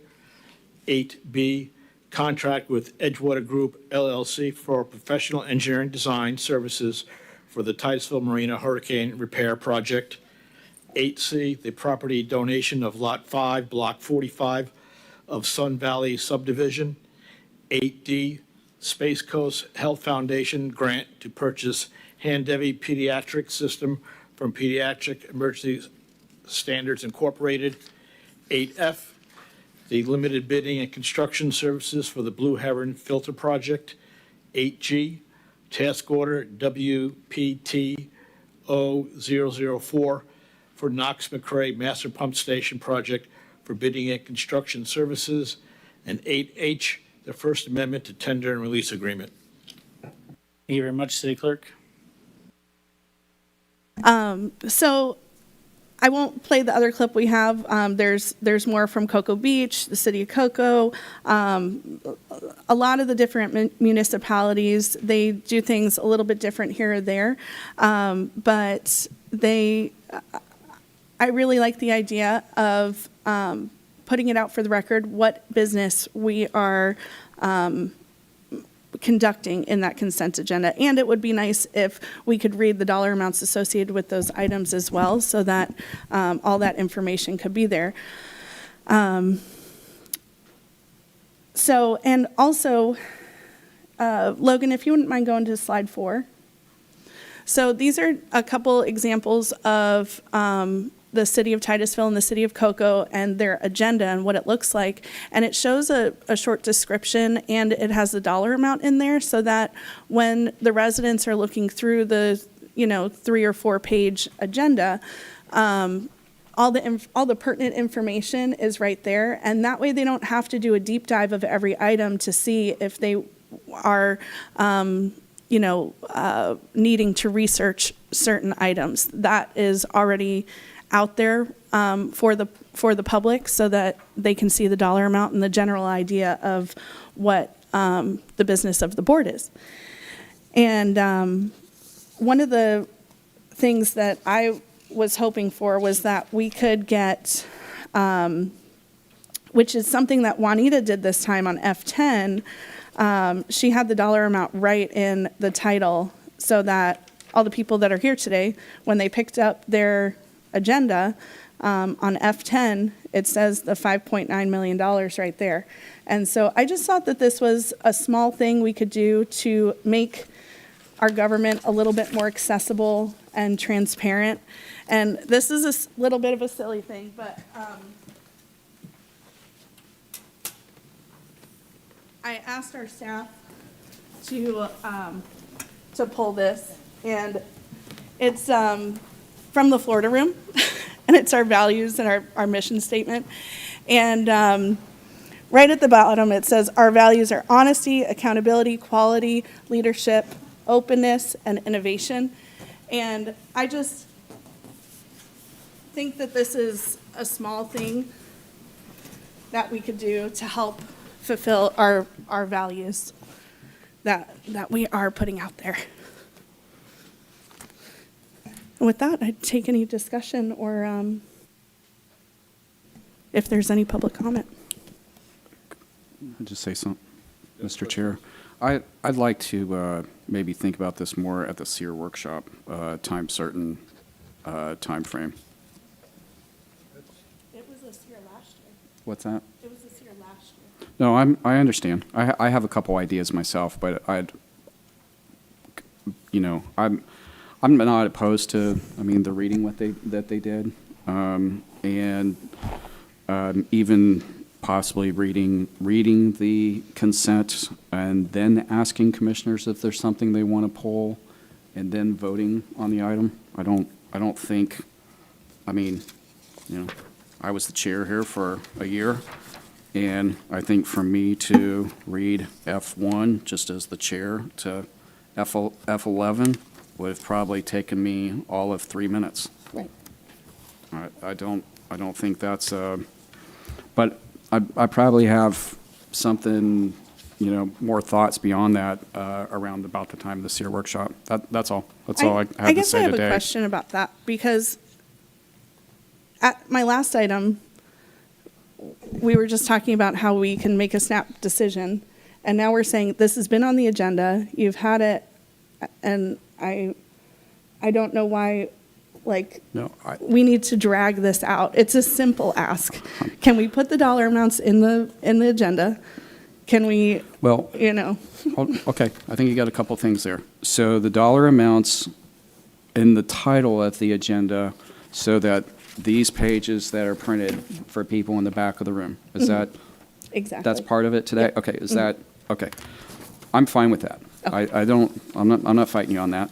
As far as reading the consent before we vote on it, I don't have a problem with that. I'd like to think about it just for, if we're going to talk about things that CEER time certain anyways, whether that's something the chair ought to do as part of asking for a motion, or if that's something that, the city or the county manager does. Typically, the managers will do that. Some of the cities Okay. have the attorney do it, but I haven't seen any board member read through it, I don't think, of the meetings that I've seen. But I would personally suggest that one of the staff members, either the manager or the attorney, read that into the record. Well, But it's really just a simple ask.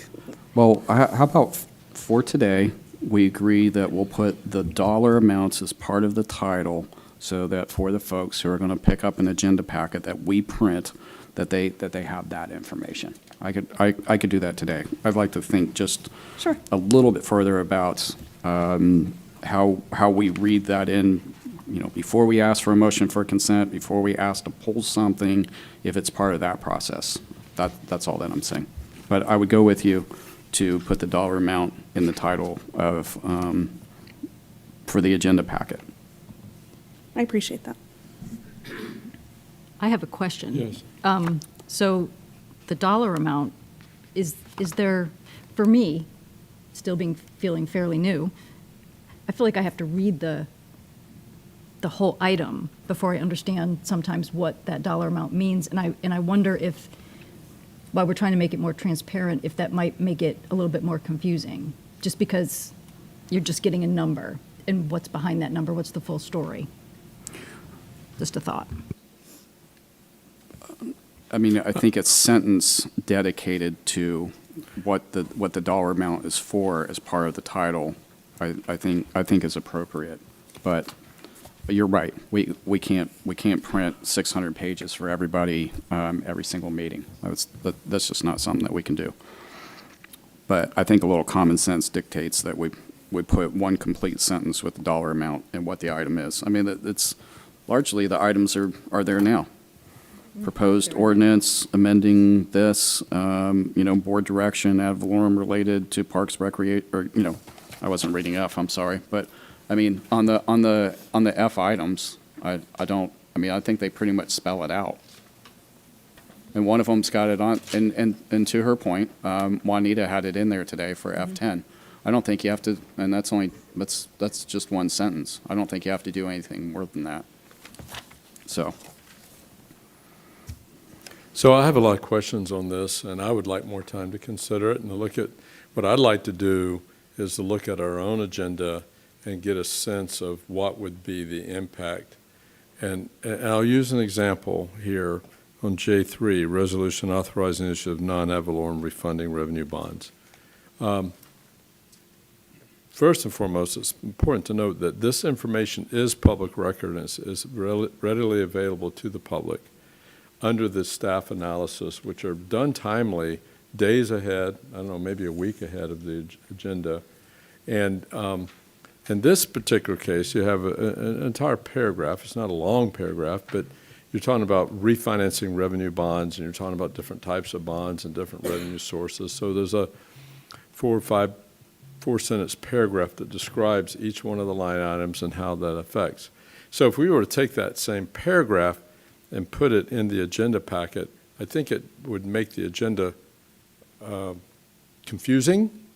It would be long, and might even have the effect of making it more difficult for somebody to look at a brief summary of what our order of business is in the course of a day. And agenda pretty much is there to have a quick, a quick summary of what's happening of that.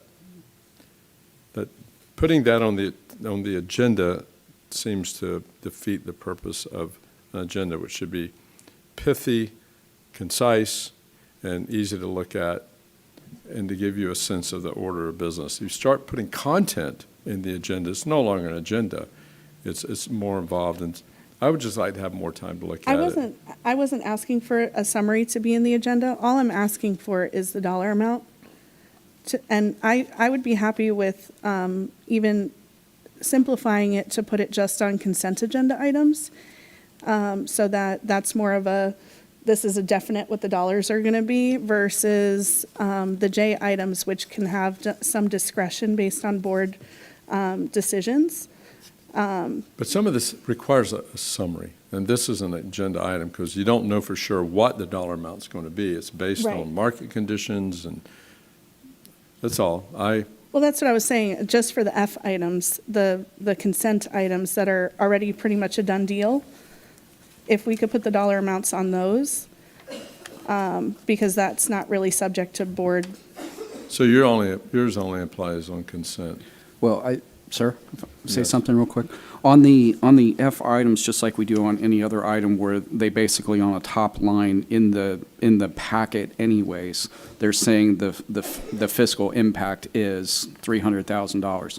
Just that, just that. And if it's option 1, option 2, option 3, then Commissioner, I think you would agree that, I mean, that, when they do that, we have to discuss it, and that wouldn't stay on consent. Right. Right, that would be new business. So typically, any dollar amount that's on the consent agenda is just a fixed amount that they believe they have 5 votes for today. We all agree we're going to fix the sidewalk at, whatever that dollar amount is, right? That's the purpose of it. So just that one line that says, here's what the fiscal impact is. I'm okay with that. I don't think that adds that much. And it's already in the packet. So, Commissioner Delaney, I would go with you on that item today, and then the reading of the agenda. I just, a couple more questions on that. I think we could. Could we table We could that flush piece? that up. The piece I'm- of the. And that's why I was kind of suggesting, I don't mean to interrupt you, I'm sorry, Sure. but during the CEER workshop, I think that would be appropriate. Okay. So I'm good with that, if just, we wanted to bring that part of the discussion up later, but adding the dollar amount now, I'm good with that today. So I would go with you on that motion, if that's what you want to do. Okay, I'd like to make that motion. Do we have any cards? Yeah, we do. Okay. We'll Okay. hear them before we vote. I have a question. So, what sort of applies? Under your request, under your agenda item, it sounds like you're asking that each consent item would be read aloud by the county manager prior to the consent agenda voting. The reason to have a consent agenda is to enable you to get through a very lengthy agenda with a lot of issues in a very quick and efficient way. There is a check and a balance in that any commissioner can pull an item from consent, and also any public member can fill out a card on the consent. To me, that's going to add just more time and would be redundant and unnecessary. And it flies in the face of the idea of a consent of enabling you to go about the business efficiently. Now, I know you've looked at some cities. What is the population of Cocoa Beach? What, 10,000, 15,000, maybe 20? Titusville has 50,000. Cocoa has, I want to say, around 30,000. And we have 650,000 in Brevard. Right. So the whole idea is we have a very, anyway, But it's the same efficiency. amount of items. I mean, But for that's the just most part. That's just my input here on that. Okay, do we have any other discussion? Well, before we go to the cards, I'll just rephrase, though. I think we were talking about having that discussion of reading the items aloud at the CEER workshop. So we'll sort of table that discussion on that.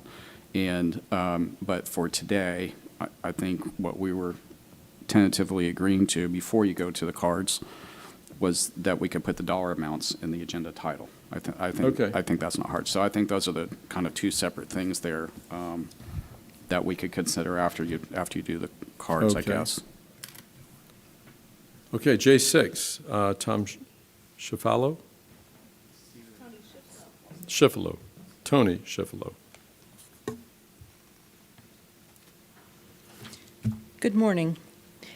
Tony Schifalo, the Historic Norwood House, Titusville. I often speak before my city council on issues concerning my immediate neighborhood, and I find many issues affect mine and many other neighborhoods, so I'm there a lot. Often issues are buried in what is called the consent agenda. While there may be many reasons to find fault with how my town is run, I can only applaud the way our agendas are presented.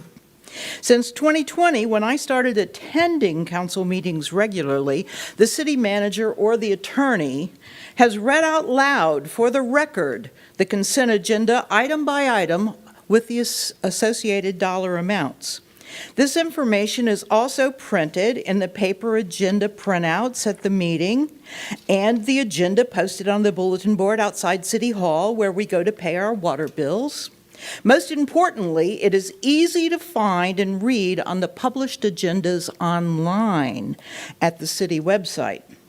Perhaps the problem with the county agenda lies with the clerk of the court, who publishes the agendas, but more likely this is something that can easily be fixed by the commission itself, directing the county manager to include this information in the agenda, and by reading these consent agenda items and the dollar amounts at the meeting for public record. After all, millions of dollars are spent in consent agenda items. For instance, today, $27,674,000, of which only how many million was it? 5 million were disclosed. So with millions of dollars in the consent agenda items, the public is entitled to know this without a lot of research, digging, and clicking in the agenda online, because often our agendas in Titusville are hundreds of pages long, and I don't think that each of our councilor members has time to study everything. So transparency is easy to achieve if it is desired. So just direct Rachel Sadoff, your county clerk of court, to put the dollar amounts in the consent agenda and ask for this to be read in public record at your meetings.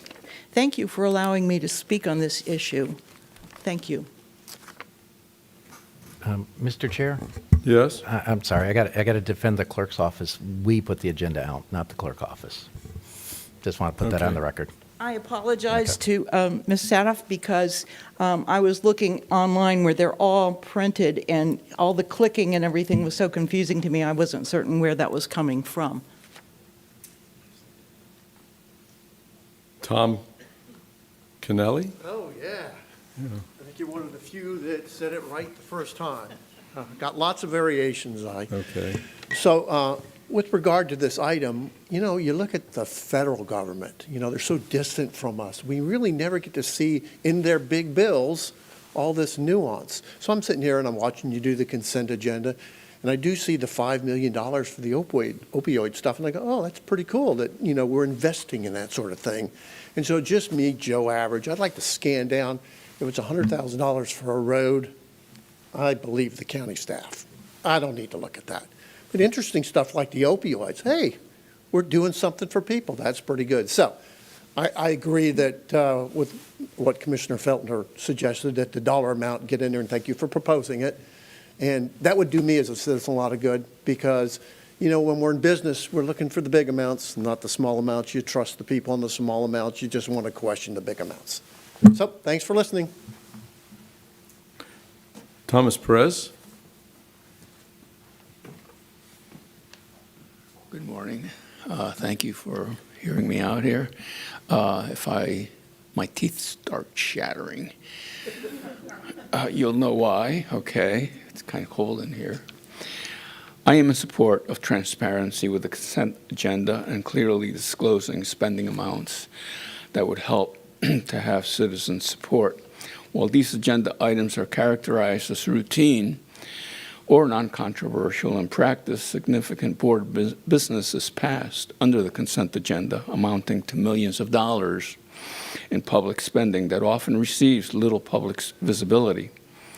Right now, all consent items are passed together in a single vote. The individual items are not read out loud into the record before the vote. The printed agenda that residents pick up in person does not list the dollar amounts involved for each item. To see the dollar amounts, residents must go online, click into each individual agenda item, and then dig into the background material. In plain language, if you're sitting in the audience with only the paper agenda in your hand, you can't tell how much money is being approved when the board votes on the consent agenda. Titusville, as you heard, and other nearby cities already do this to make their spending decisions easier for the public to follow. Our city manager, Mr. Abate, as you saw, reads the consent agenda out loud and discloses the spending dollars.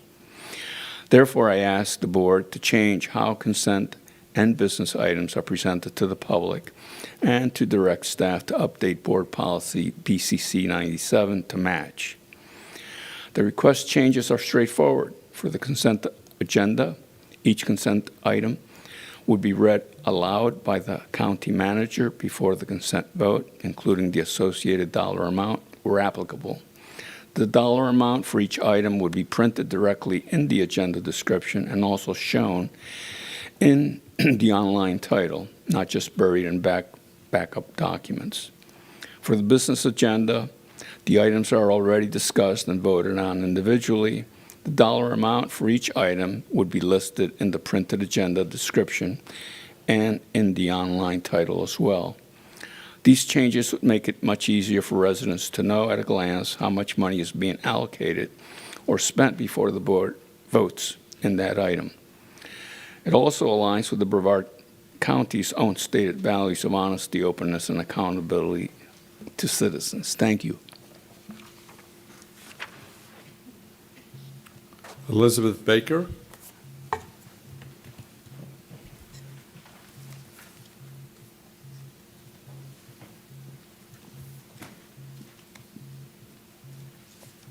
Good morning, folks. So there were a lot of really good ideas in the consent agenda, and you guys spent a lot of money today. But I'm absolutely with you, Katie. Like, those dollar amounts should be there. People really should have easily accessible information rather than digging into things and having to click and open a file. And it makes it really, really difficult, especially for a lot of senior citizens or people with eyesight problems. The father of the Freedom of Information Act was Harold Cross, and he says that public business is the public's business. The people have a right to know. So the way that I see it as the public is that the more information that you can give to the public and the more ways that you can give it to the public, I don't care if it's written 27 times, and I don't care if you've heard something 27 times, the more that you can get something out to the public and get their understanding, the more transparency you have. And that's really all we ask. We just want to know what's going on. We want to have it as easily accessible to every single person. So, I am from Titusville, so it kind of scares me a little bit when my city that has had so many issues with transparency is doing something a little better than anybody else. It's a little scary. So, kudos to Titusville, but this board can achieve that same goal as well. Thank you.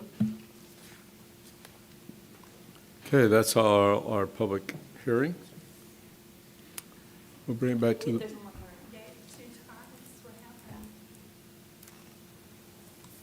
Do we have one?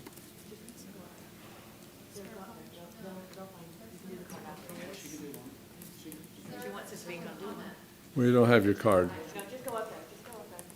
Then you can fill one out. Come on up and you fill up a card later. I'm going to be speaking for my husband too. His is on the consent agenda because he had an operation and it was supposed to be 6 weeks recovery, and it's now almost 6 months, and he's really not able to stand up and talk. So hopefully it's okay. I'll read his first. Good morning, Commissioners. I am reading the following on behalf of my husband, Bill Hodge. I support the county in increasing the transparency of the consent agenda and county spending. Last year, I submitted a Speak Up Brevard submission on the importance of transparency in the consent agenda. I raised concerns because county business and spending decisions are quickly passed during county meetings without meeting attendees being fully aware of the business item, detail, or how much in taxpayer funds are being spent for the items that are approved collectively. The consent agenda is simply a brief board action that occurs during meetings that attendees are often unaware and which often allocates and spends millions of dollars in public funds in just a few moments of time without even reading the items into the record. I support the Commissioners increasing the transparency of the consent agenda by instructing the county manager to read the consent agenda out loud at each meeting prior to the vote and including the physical impact of each item. I support the Commissioners instructing the county manager to clearly disclose the financial impact of each agenda item in the title description to be easily viewed by taxpayers in both the online and the printed meeting agendas. While background information is made available for those residents that have time to do online research before each meeting, I would like easier access and clearly disclose spending without having to do online research. This makes the county business more accessible to those that have the technology and time limitations. The practice is done at other local meetings and can be done at the county too. Please vote yes on this item. Direct the county manager to take these reasonable actions and update the county policy accordingly. Thank you. That was my husband. And this is mine, because I have been fighting public records for 30-some odd years. When Florida Today had to pay $30,000 for their public records, and they sued and got the money back, and not from the county of the school. But anyway, this is my issue. My name is Sarah Hodge. This year I submitted a CEER request. Sorry, I've got congestion. Related, okay, I get just one for, You want to give her two? Come back since she's now speaking for herself. is it just not Yeah, one? yes, go ahead. There's two I different. understand, because you mentioned earlier your husband. It's two couldn't be different. here. Yeah. Okay. Easy access to public information is very important to me. I'd like to share 3 practical transparency improvements that could make county records easier for residents to access while also saving staff time responding to individual requests. First, residents currently do not have online access to Brevard County's administrative orders, ordinances, and resolutions as individual adopted documents. If a resident wants to review one of these records, they have 2 options: either submit a public records request to the county staff or try to locate it organized online in the Muni Code, the county's online code library. While Muni Code is useful for reviewing laws organized by subject, it does not make it easy to locate individual items by number or adoption date. Residents that wish to review individual items encounter unnecessary barriers and require county staff time responding to individual requests for documents. A simple solution would be to provide a read-only public listing of these items on the county website, allowing residents to access them by number, title, and adoption date. Brevard County staff already has online internal access to this requested content, but the public does not. Other Florida governments already provide this type of access, including the City of Panama City and Miami-Dade County. Second, Brevard County receives a large number of public records requests each year. Nearly 2,000 requests were received in 2024. Over time, county staff gain valuable insight into which records are requested most often. However, there is currently no routine process to review these requests to determine whether some information could simply be made easier to find on the county website. Establishing a quarterly or biannual review of public records requests could help identify opportunities to post commonly requested information online and improve website navigation. Third, many county records are already available on the county's Legistar meeting calendar, which stores commission meeting agendas and supporting documents. Providing clearer guidance directing residents to this searchable resource could help people become informed on a large amount of county business and background documents.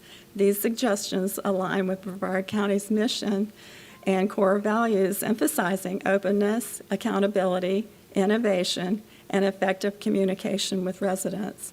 Commissioners, please support these values. Thank you. And I'm going to give a copy of this to the clerk and to all of you commissioners. Okay, I think that is our last card.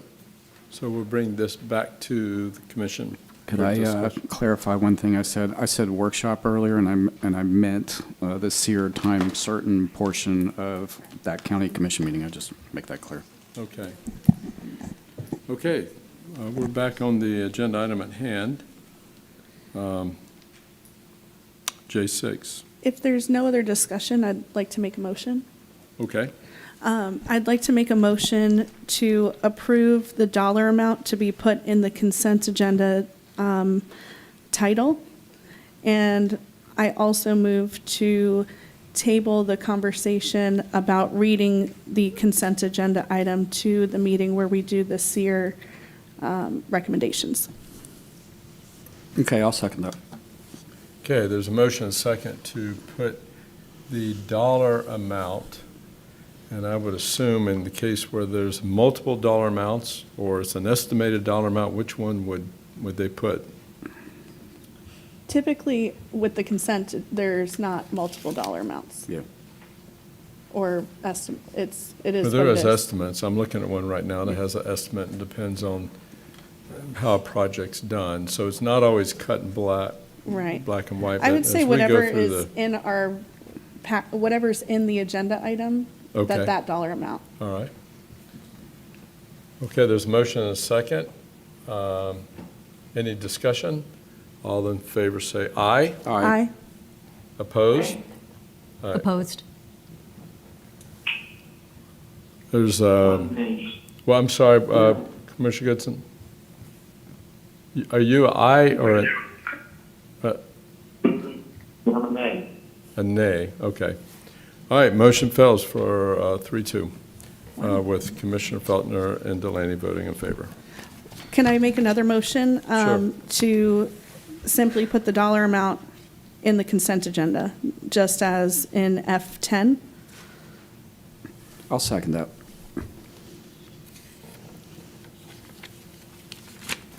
I'm looking at F10, so you said just as in F10. That was the Juanita item. Okay, As yeah, it's I see. affectionately known All right. now. Okay. How is that different from the first? I just want to be clear. Well, it was, that was a joint motion for discussion about reading out loud at the next, Right. So you At this- tabled that portion of that, though? no, that's done for now, unless there's board direction that we would like to talk about that further. Yeah, the motion was dollar amount in the agenda and to table for discussion at a later time, the staff reading out loud. And this That new motion failed. is This simply, motion is only the dollar. Just putting the dollar amount in the title, that's all. Okay. Putting the dollar amount in the title, and she used an example of a good one, F10 as an example. Okay, is there a second? I seconded that. Second by Commissioner Feltner. Any debate? All in favor say aye. Aye. Opposed? nay?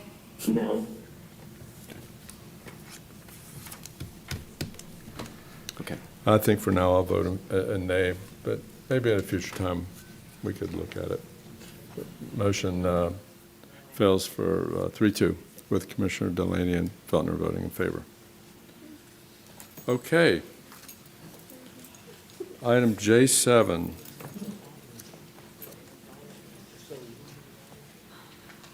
Vince Lamb.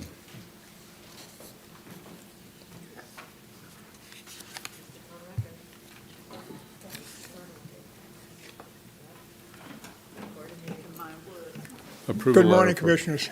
Yes.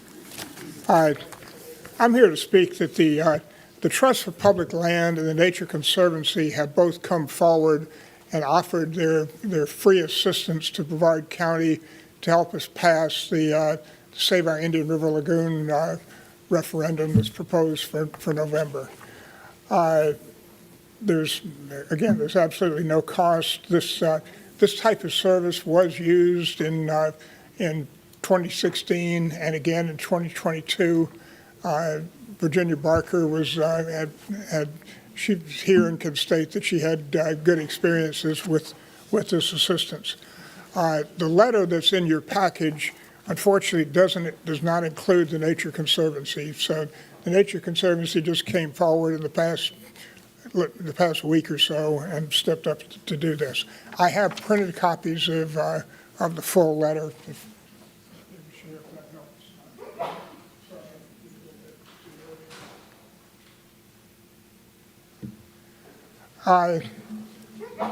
The reason that I think this help is valuable is because of the uncertainty that we're facing at the current time and leading up to November. That I believe there's a lot of uncertainty that affects the voters. There's economic situations. There's a war going on.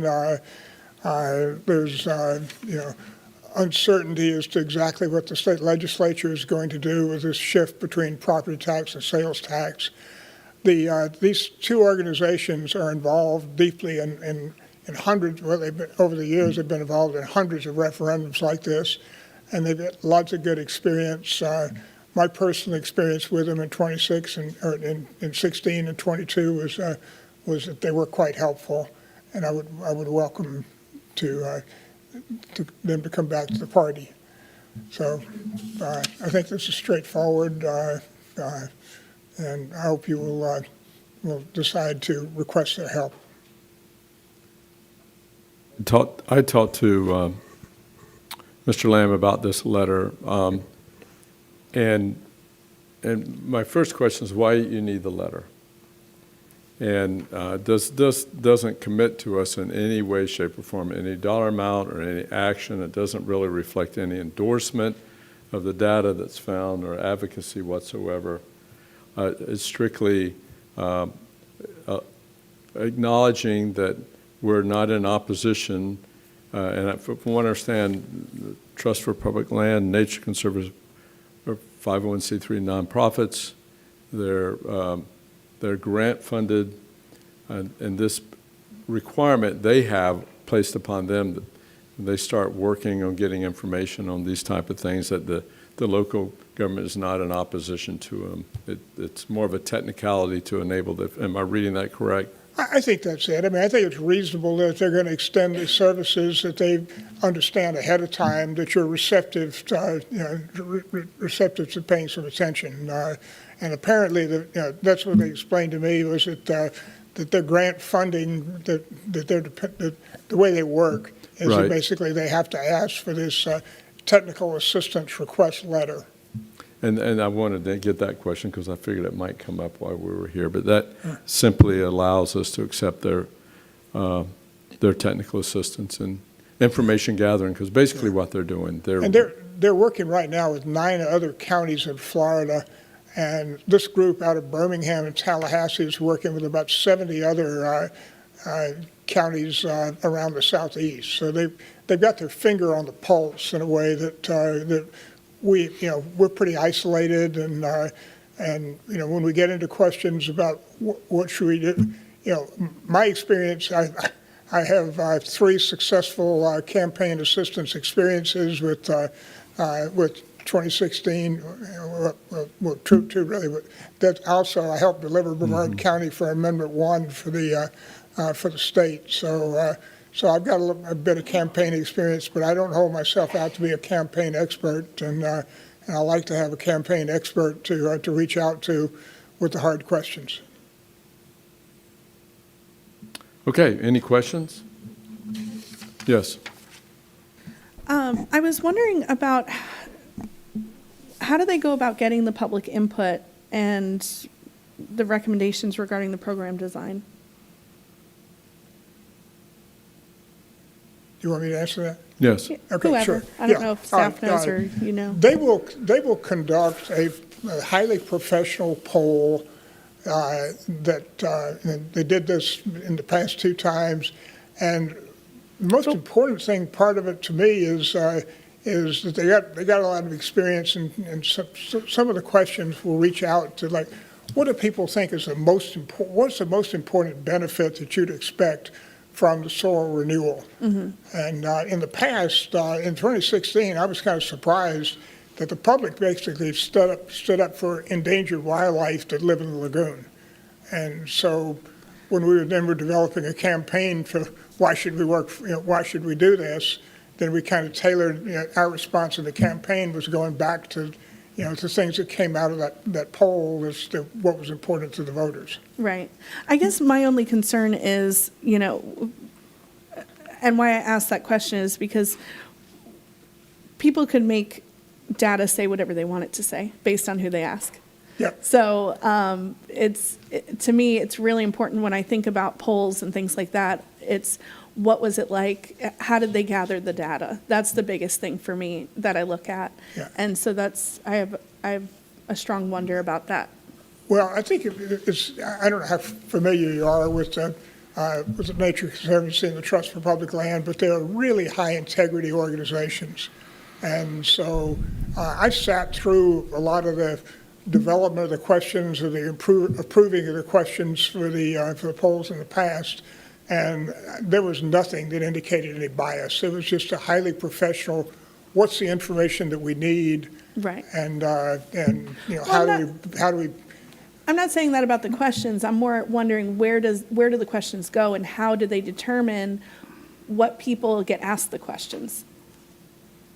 Do you happen to know anything about that? I could say something on this if everybody prefers. I did speak with them, had a Zoom and call, and when I was a graduate student, I had to write papers on why polls are wrong. Mm-hmm. That was the thing. Here's 3 articles. Go tell me why they're wrong. Get it in less than 10 pages for next week. And so I'm very much a critic of it, and for a lot of good reasons. I mean, you have caller ID in your hand all the time. You don't know what that number is. You don't pick it up, and so that makes polling and such hard. And I spoke with them about that, and that's something that they deal with every day, and they have other means of asking folks questions. I think. First of all, polling in, say, political campaigns, just like what you see on TV, they asked 1,000 people across the country, which is ridiculous. There's 400 million people, and you asked 1,000, and they say likely voters. And when Gallup invented polling, most homes in 1936 had a phone, and so they would ask 3 questions: Do you know where your polling place is? Do you know when election day is? And who would you vote for? And those 3 questions determined a likely voter. So when you hear that term likely voter, they came up with that. It's changed vastly different now. Now, I will say, and I think that's still very hard. And in fact, Gallup has even given up. They're not polling in presidential elections anymore because they recognize that it's almost an impossible thing to do. But on issue polling, especially when there's a big disparity between yes, we want this thing, or maybe no, we want this other thing that's in competition, and there's just a lot more support for the first item. That's how they determine. So it's not quite the same as candidate A, candidate B. So also this group, I think they're pretty objective. They're not here in Brevard County, so they kind of don't have a stake in, you know, the campaign that's going to happen here. They are genuine environmentalists, and so that's their motive, and so they're really going to provide some guidance. But whether you take it and you use it, and that turns into something next fall is the bigger question, and that ultimately won't even be up to us. This really today is sort of an invitation for them, because if we said no, I think they wouldn't sort of waste their time here, because they have a lot of other projects. That really was the short of it when I talked with them. Does that help answer?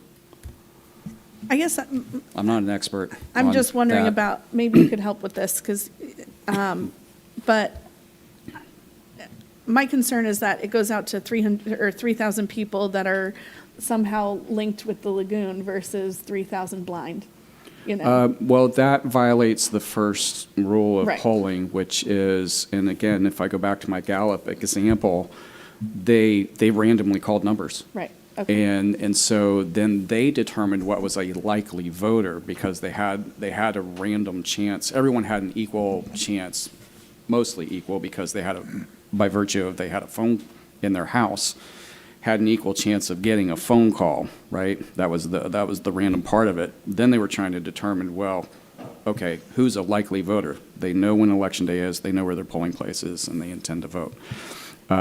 So in this case, let's just say we said, well, here's all the people who in the past said they support the lagoon effort, and they only polled them. That's not a poll. right, And it would be very clear, too. Yeah. You know when you see stuff like that, right? right, To your exactly, earlier point? right, You know, lying with numbers? right. Okay. I Exactly. don't think that's what they're trying to do. There's no education in that whatsoever. Because I'm guessing this work that they're going to do is going to be used by whatever group is campaigning to say, look at all this data we have. Or for the commission to digest, too. Right, They'll provide that information also to the board to say, hey, this might not be something that you had considered, but through our, and I don't mean to answer for you, Vince, but through our surveys and feedback and however they glean all of that, we're hearing a lot of folks saying this. And to his point, he wasn't expecting in 16 that a lot of folks said, well, I'm concerned about the wildlife in the river, endangered species specifically in the river. right. Okay, And I would be happy to provide you with Zoom or telephone contact with one of the leaders of these organizations. that'd be great. You can have your personal guidance into it. Yeah, thank you. Okay. Okay. Do I have any other questions on item J7? So there'd be a motion to approve the letter to the Trust for Public Lands. So moved. Motion second. Second. All those in favor say aye. Aye. Opposed, carries unanimous. Thank you, Commissioner Goodson. Carries unanimously. Okay, we're back to public comments. We have Tom Kennelly. Do you mind? I'm kind of new at this.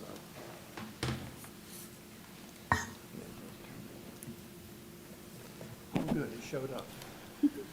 So what I really intended to speak on other topics during public comments, but I want to come back to some of my SEER recommendations. Yeah, you're up there. You're one of those wizards, if you're looking real closely.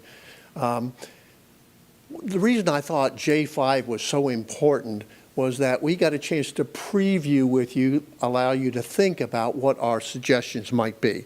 And I'm just going to go through this rather quickly, but before I can have my time stopped, because I need to know if Commissioner Goodson, is he on Zoom or anything, or is he only phone? Because I don't want to leave him out. You think he's watching online? Can somebody ask him? I don't know if it's my place to ask him. Absolutely, you can ask him. Commissioner Commissioner- Goodson, did you want to, you're listening to us, can you see us? Yes. Thank you. That's yes, yes. Did not want to exclude him. Okay, thank Okay, you very wanted to be much. sure you're included. All right, so I did submit three Yeah, SEER we'll items. restart your time. Okay. I did submit, thank you, that's kind, 3 SEER items, and it has to do with Indian River Lagoon, Water County, I think I heard earlier. And the 3 are using the Canaveral locks, the controlled drainage, some specific stuff on Brook Hill Drive, and something about using some backflow preventers. So let me just kind of go through those, since I don't have a lot of time. But here's the persuasion reason why J5 could have been important. How many of you, boy, that's a little dim, you can say that water's all the way up across the road and in the houses along there. I mean, in October, we had a month of this. And I suspect some of the other districts had this as well. I don't think this was unique to us. So we're looking for some solutions here. And I suggested in the SEER that the Canaveral locks be used as a way to drain out some of this. So up in the upper left-hand corner, the St. John's Water Management District gives us the data. I drew the line. That's not their line, but that line that says flooding, that's mine. That's when I think we get flooding. Anyway, I'm saying that because you have objective data to look at. I would be looking at the EOC, Emergency Operations Center, to work with the folks that operate the locks to coordinate opening and closing them. This is not, what I am not talking about is anything to do with SOIRL, where they talked about flushing the lagoon or bringing new water in. None of that. I want it open just long enough to resolve the flooding, and then we close it. And so back in 2008, Tropical Storm Faye, they did open it. So there is precedent. And down there at the bottom under yellow, it says they confirm they will do it. They will open it in an emergency. Now, in black on the right, this is AI. We all know AI can be really good or it can be bad. But it calculated that if there was a 3-inch difference between the Banana River and the ocean, that we could flow about 1 million gallons per minute. That's a lot of water to move. I don't know if I believe that yet, but I thought I'd show that to you. My second suggestion was, you can see on the left-hand picture, that's a stormwater management drain, Brevard County, that is backflowing salt water onto the street. I don't think we're the only place that has this in the county. And so I can measure it in the middle, and on the right, our great folks at Public Works came up with a plan to fix it, raise the drain a little bit and still have it be a drain. Unfortunately, when SOIRL came along, that kind of went away, because why tear up the road twice? Makes perfect sense. So my SEER ask is, hey, make sure that SOIRL is working with Public Works to resolve a problem they already know about it. I don't expect them to tear up the road today. That would be twice. All right, let's go on to the final word, backflow preventers. Everybody know what a backflow preventer is? I just won't go through it. That can be used throughout the county. Thank you. Appreciate it. I got it. Thank you. Jennifer Duffin?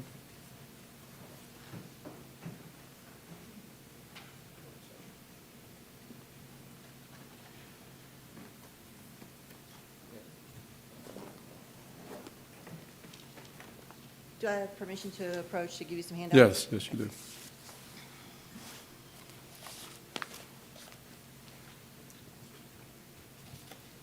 Thank you.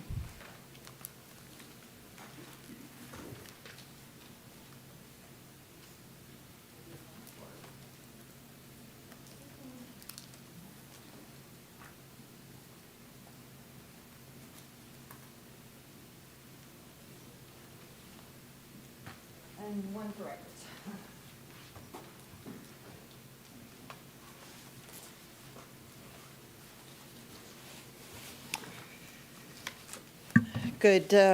Still morning. Good morning, Commissioners.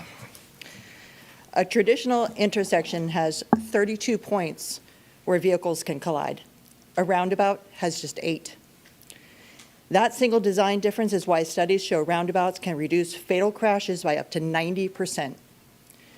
Because of that dramatic safety improvement, along with smoother traffic flow and lower pollution, I'm recommending the county consider roundabouts where they make sense. According to the Federal Highway Administration, converting traditional intersections to roundabouts can reduce fatal crashes by about 90%. And injury crashes by about 75%. Overall collisions dropped by roughly 37%. These improvements occur because roundabouts fundamentally change the geometry of traffic conflicts. Instead of high-speed crossing movements that cause severe crashes, vehicles move through the intersection at slower speeds and yield to circulating traffic. Roundabouts also improve traffic efficiency. Instead of drivers sitting through red lights during low traffic periods, vehicles yield and keep moving, which can increase intersection capacity by 30 to 50% and significantly reduce delay. They also provide measurable environmental benefits. Because vehicles are not repeatedly stopping and accelerating at signals, studies show roundabouts can reduce fuel consumption and emissions by 20 to 30%.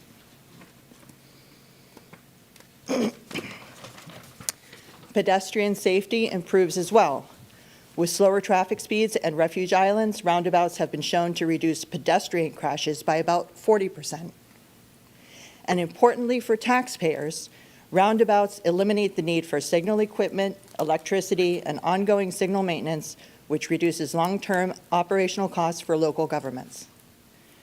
Roundabouts are not appropriate at every intersection, but when applied strategically, they are one of the most effective tools available to improve roadway safety and traffic efficiency.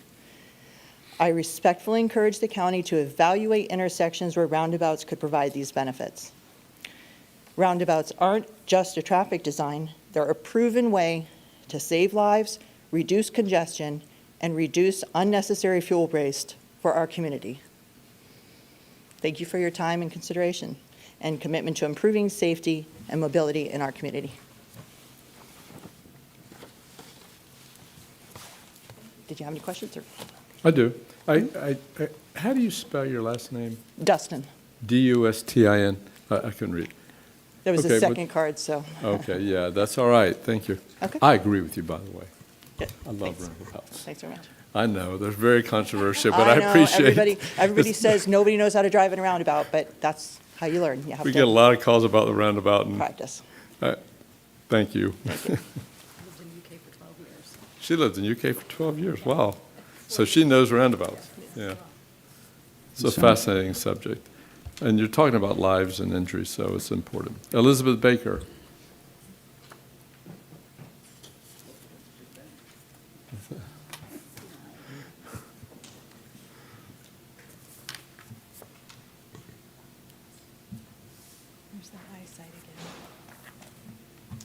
I spent a lot of time walking around in Brevard County, and some people walk for exercise, but I tend to walk with a trash bag.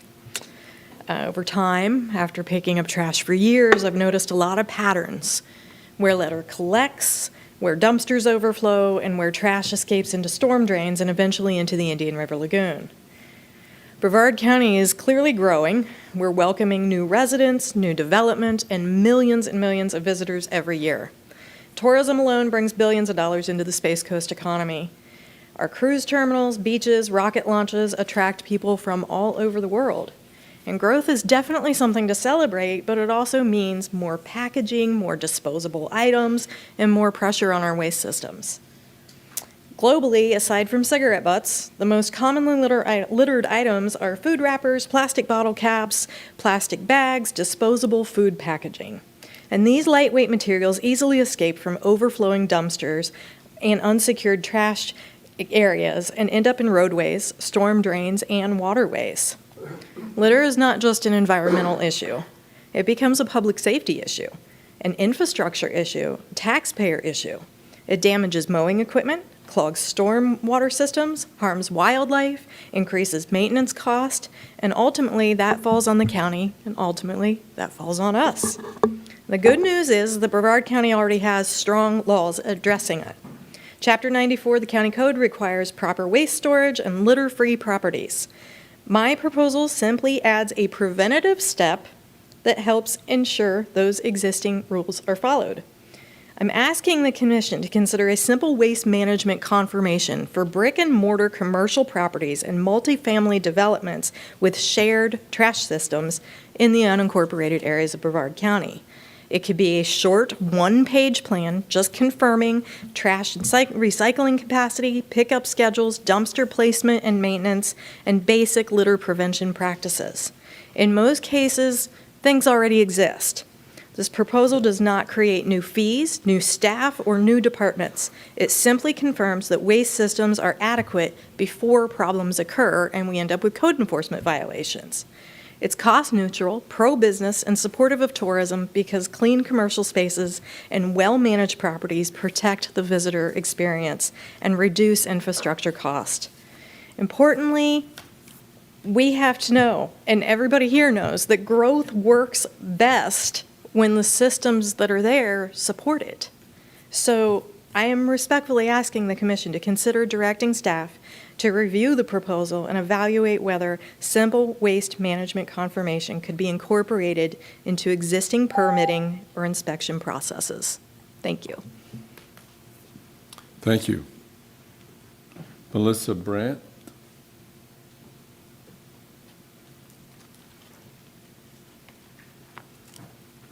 Good morning, Commissioners. My name is Melissa Brandt. I've been a Brevard County resident for 26 years, and 18 of those I have served as a public servant. Recently, I changed a little bit, went to a nonprofit organization, and I've been doing outreach the span of 72 miles in this county. Formerly, I do understand the responsibility of balancing many priorities across a county that spans so many miles. But at its core, one of the most important roles of local government is protecting the safety and well-being of your residents. When temperatures drop, access to overnight shelter is not just a social concern, it's really a community safety issue. On cold nights in Brevard, shelters quickly reach their capacity. How do I know?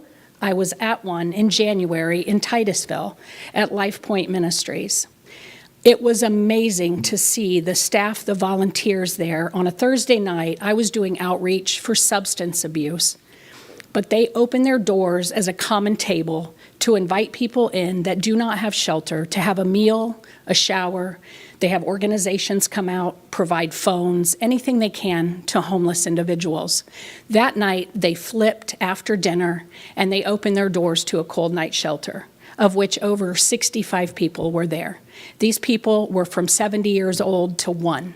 It was amazing to see families in need. It was heartbreaking, actually. So what I wanted to ask is, it should all remind us how hard our faith-based organizations and our small nonprofits are working. Brevard Homeless Coalition sent me this yesterday, as I do work also. I'm a member of the Continuum of Care. Life Point Ministries served 32 nights, of which actually cold night shelters operated on 34 nights so far between January and February. Matthew's Hope, 20 nights. Our Friends and Neighbors, Providence Connects Church of the Nazarene, 16 nights, and the Central Brevard Sharing Center, 11 nights. Across these activations, an average of 215 individuals were sheltered per night through this coordinated community response. What I'm asking is, can the county open shelters, or can the county direct staff to look at some partnership idea? We have over, I know point in time count is just a point in time, but what I see out in this community and what I've even seen at my workplace at our front doors are people in true need of help. And if we could open shelter during cold weather and extreme heat, Orange County does it.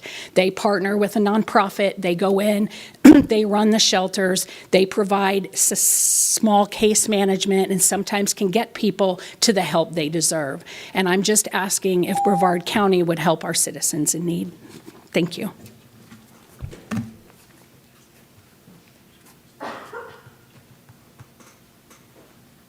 Sarah Hodge? Okay, all right, we got you covered. Okay, thank you. If that's all our public comments. Did you have one? It's easy. Come on up. What was your name? Joanne Maxim. Do we have it? And I also submitted, prior to today's meeting, My original Speak Up Brevard Oh, I missed recommendation. it. I must have got it. Okay. Sorry about that. All right. I'm glad you spoke up. All right, well, thank you. So, good morning, Commissioners. My name is Joanne Maxim, and I live in the Viera East community. I recently noticed a posted sign identifying a future Spyglass Hill extension and I-95 overpass. I submitted this to, would you be able to assist me? Did not come up on the overhead.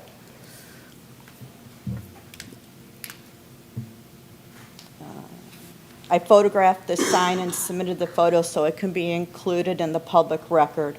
I previously submitted a request for an ADA mobility accommodation to use a golf cart on certain sidewalks in the city of Rockledge, and that request was not approved.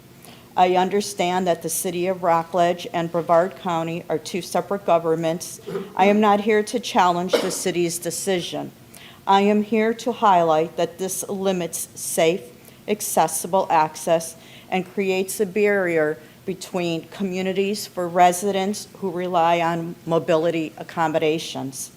What was intended to connect communities has instead created a barrier. Our community deserves clarity on this. This project has been identified for decades.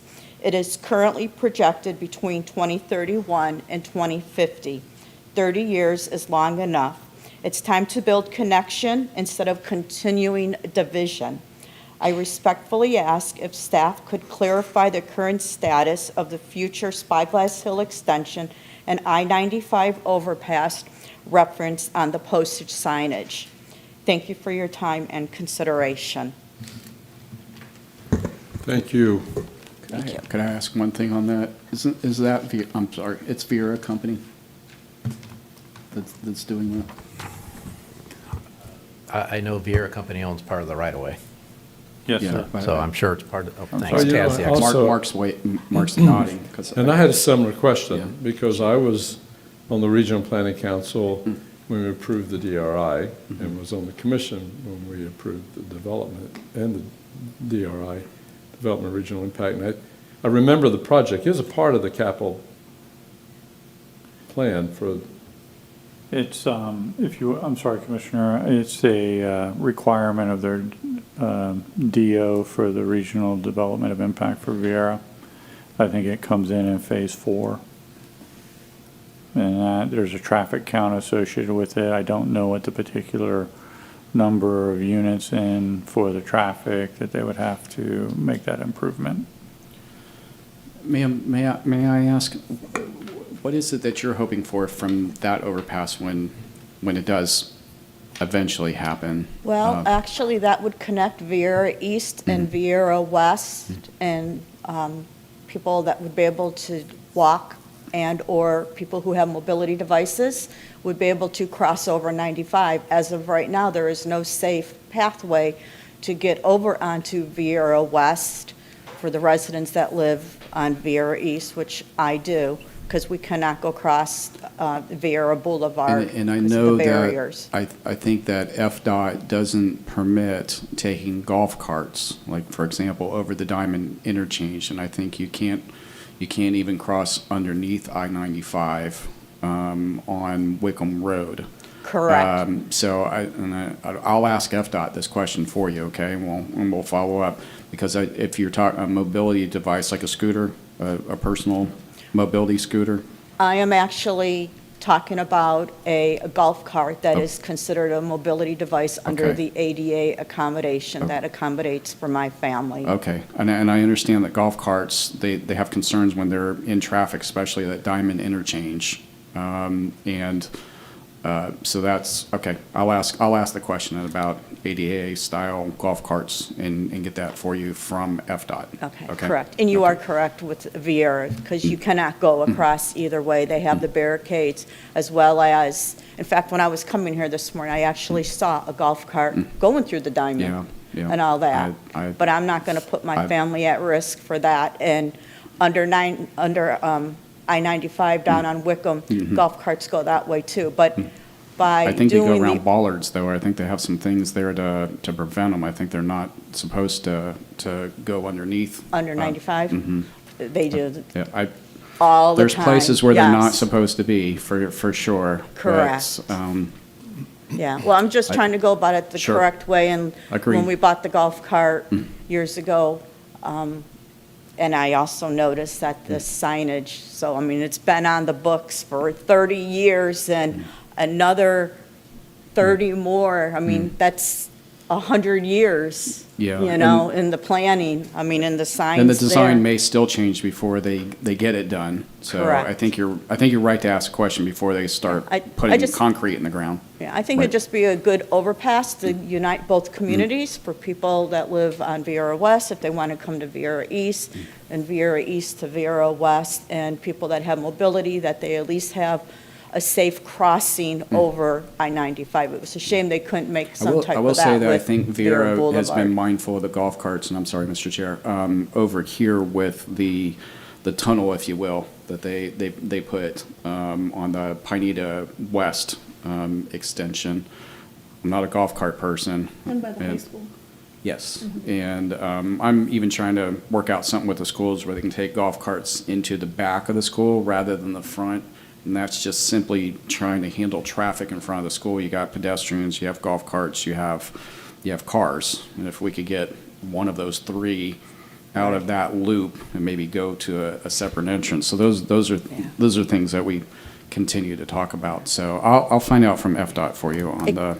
It kind okay. of makes it difficult, because when you live in Vieira East, if I go to the right out of my development, I go into the city of Rockledge. If I go left, I'm in my jurisdiction, which allows golf carts. You go to city of Rockledge, they, Understood. you know, Yes. I'm yes. not here to And some of challenge that, the by the way, I decision. mean, Vieira was built with the idea that it's a golf cart friendly community. They have the multi-use trails that are wider. In Rockledge, older neighborhood that doesn't have those wide sidewalks that can, a golf cart can travel on, and someone can be still walking, and they not A be in section conflict. of, a section of Barnes and Morel Yes. does have the extra wide And yeah, sidewalks, and those were the only Yeah. two sidewalks And- that I was requesting Yeah. access to. So I got thank you. you for your time and Yes. consideration. Okay, thank you. Ms. you brought up a point, I had a question too, just, they don't allow golf courts to go underneath underpasses but if it's a street-approved, street certified Yeah, golf if it's cart, licensed, so that's the whole difference. If it's got the tag on it, so then that's a Brake lights, low, yeah. yes, that's a low-speed vehicle. Otherwise, it's And it's that a would be golf cart. allowed?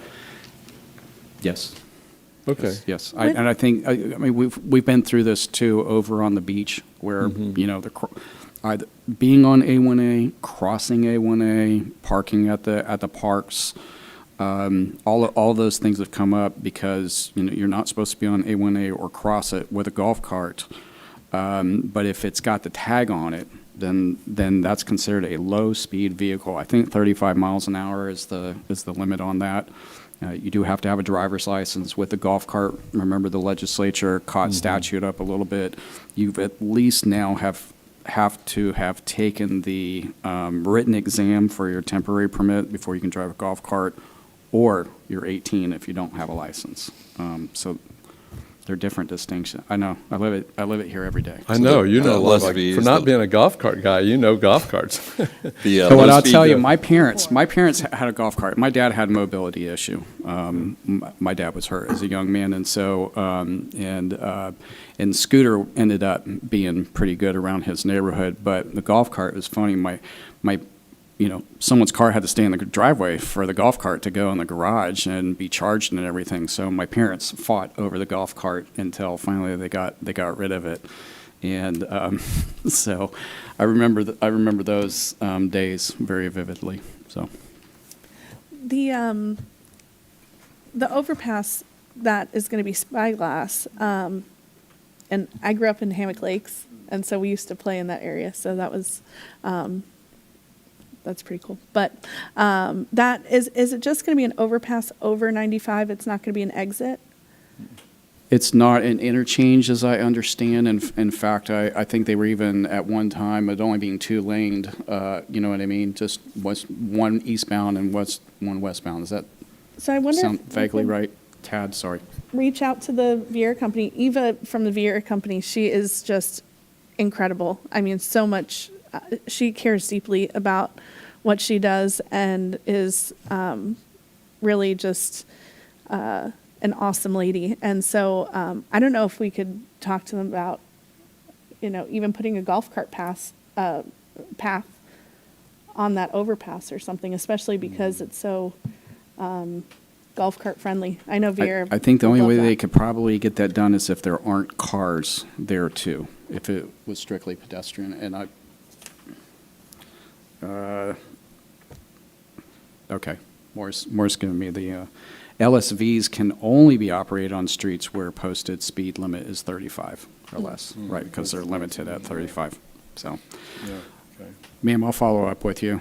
We'll have your information from the card, okay? And, I'm not requesting for it to be street legal. It's I understand. sidewalk with the The ADA. handicap placard. Gotcha, pass. I understand. Two of three of my family members have a placard, so that accommodates our family. Okay, Thank you I'm very much for sensitive your to that. time. Okay. Okay, great, thank you. That concludes our public comment section, and we will move on.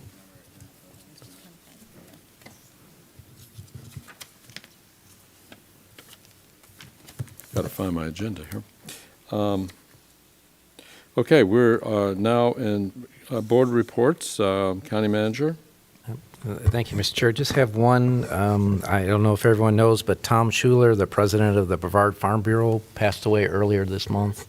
He was a leader in the agricultural community, worked with him over the years. So send down his condolences to his wife, Lori, and the rest of his family. Okay. We'll miss him. Sorely missed. County attorney? No report, Mr. Chair. District 1? Thank you. I just have a short one today. I just wanted to give a shout out to our fire department, Brevard County Fire Rescue. We had some pretty serious fires a few weeks ago, and they're just incredible. They save the structures. They are just so professional. And I know that Chief probably told me this. I don't know if in confidence or not, but I'm going to brag on them anyway. Our firefighters, they got some pizza, that night for dinner, and our people went out to those houses that dealt with the fire that night and gave them some of their pizzas and whatnot. And so we have some incredible people that work for Brevard County, and they care so deeply about our community. And so I just wanted to give them a shout out and say thank you to them. And then our Public Works Department this weekend, we had some, or maybe it was a couple, I can't remember exactly what day it was, but we had some torrential downpours in D1, and some of our streets started flooding. And they were very quick to go out there and double check all the drainage and stuff just to make sure that nothing was clogged and whatnot. And luckily, no water in houses this time, but and by the time they got there, it had dissipated. But I just really appreciate our Public Works maintenance guys, our North area guys. They went out, when it wasn't their normal work hours, and I just really appreciate the care and concern for our community out there. Thank you. Thank you. District 2?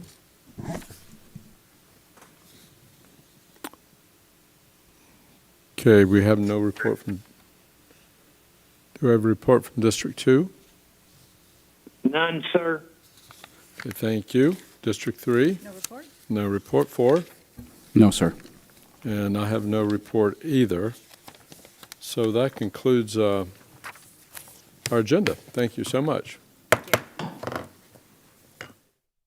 The opinions expressed by any member of the public during any period of public comment do not necessarily reflect the views or opinions of the Board of County Commissioners of Brevard County, Florida, Space Coast Government Television, or the program sponsor, and are solely those of the presenter. The Board of County Commissioners of Brevard County, Florida, Space Coast Government Television, and the program sponsor hereby expressly disclaim any and all responsibility or liability for any defamatory or slanderous statements expressed by any member of the public during any such period.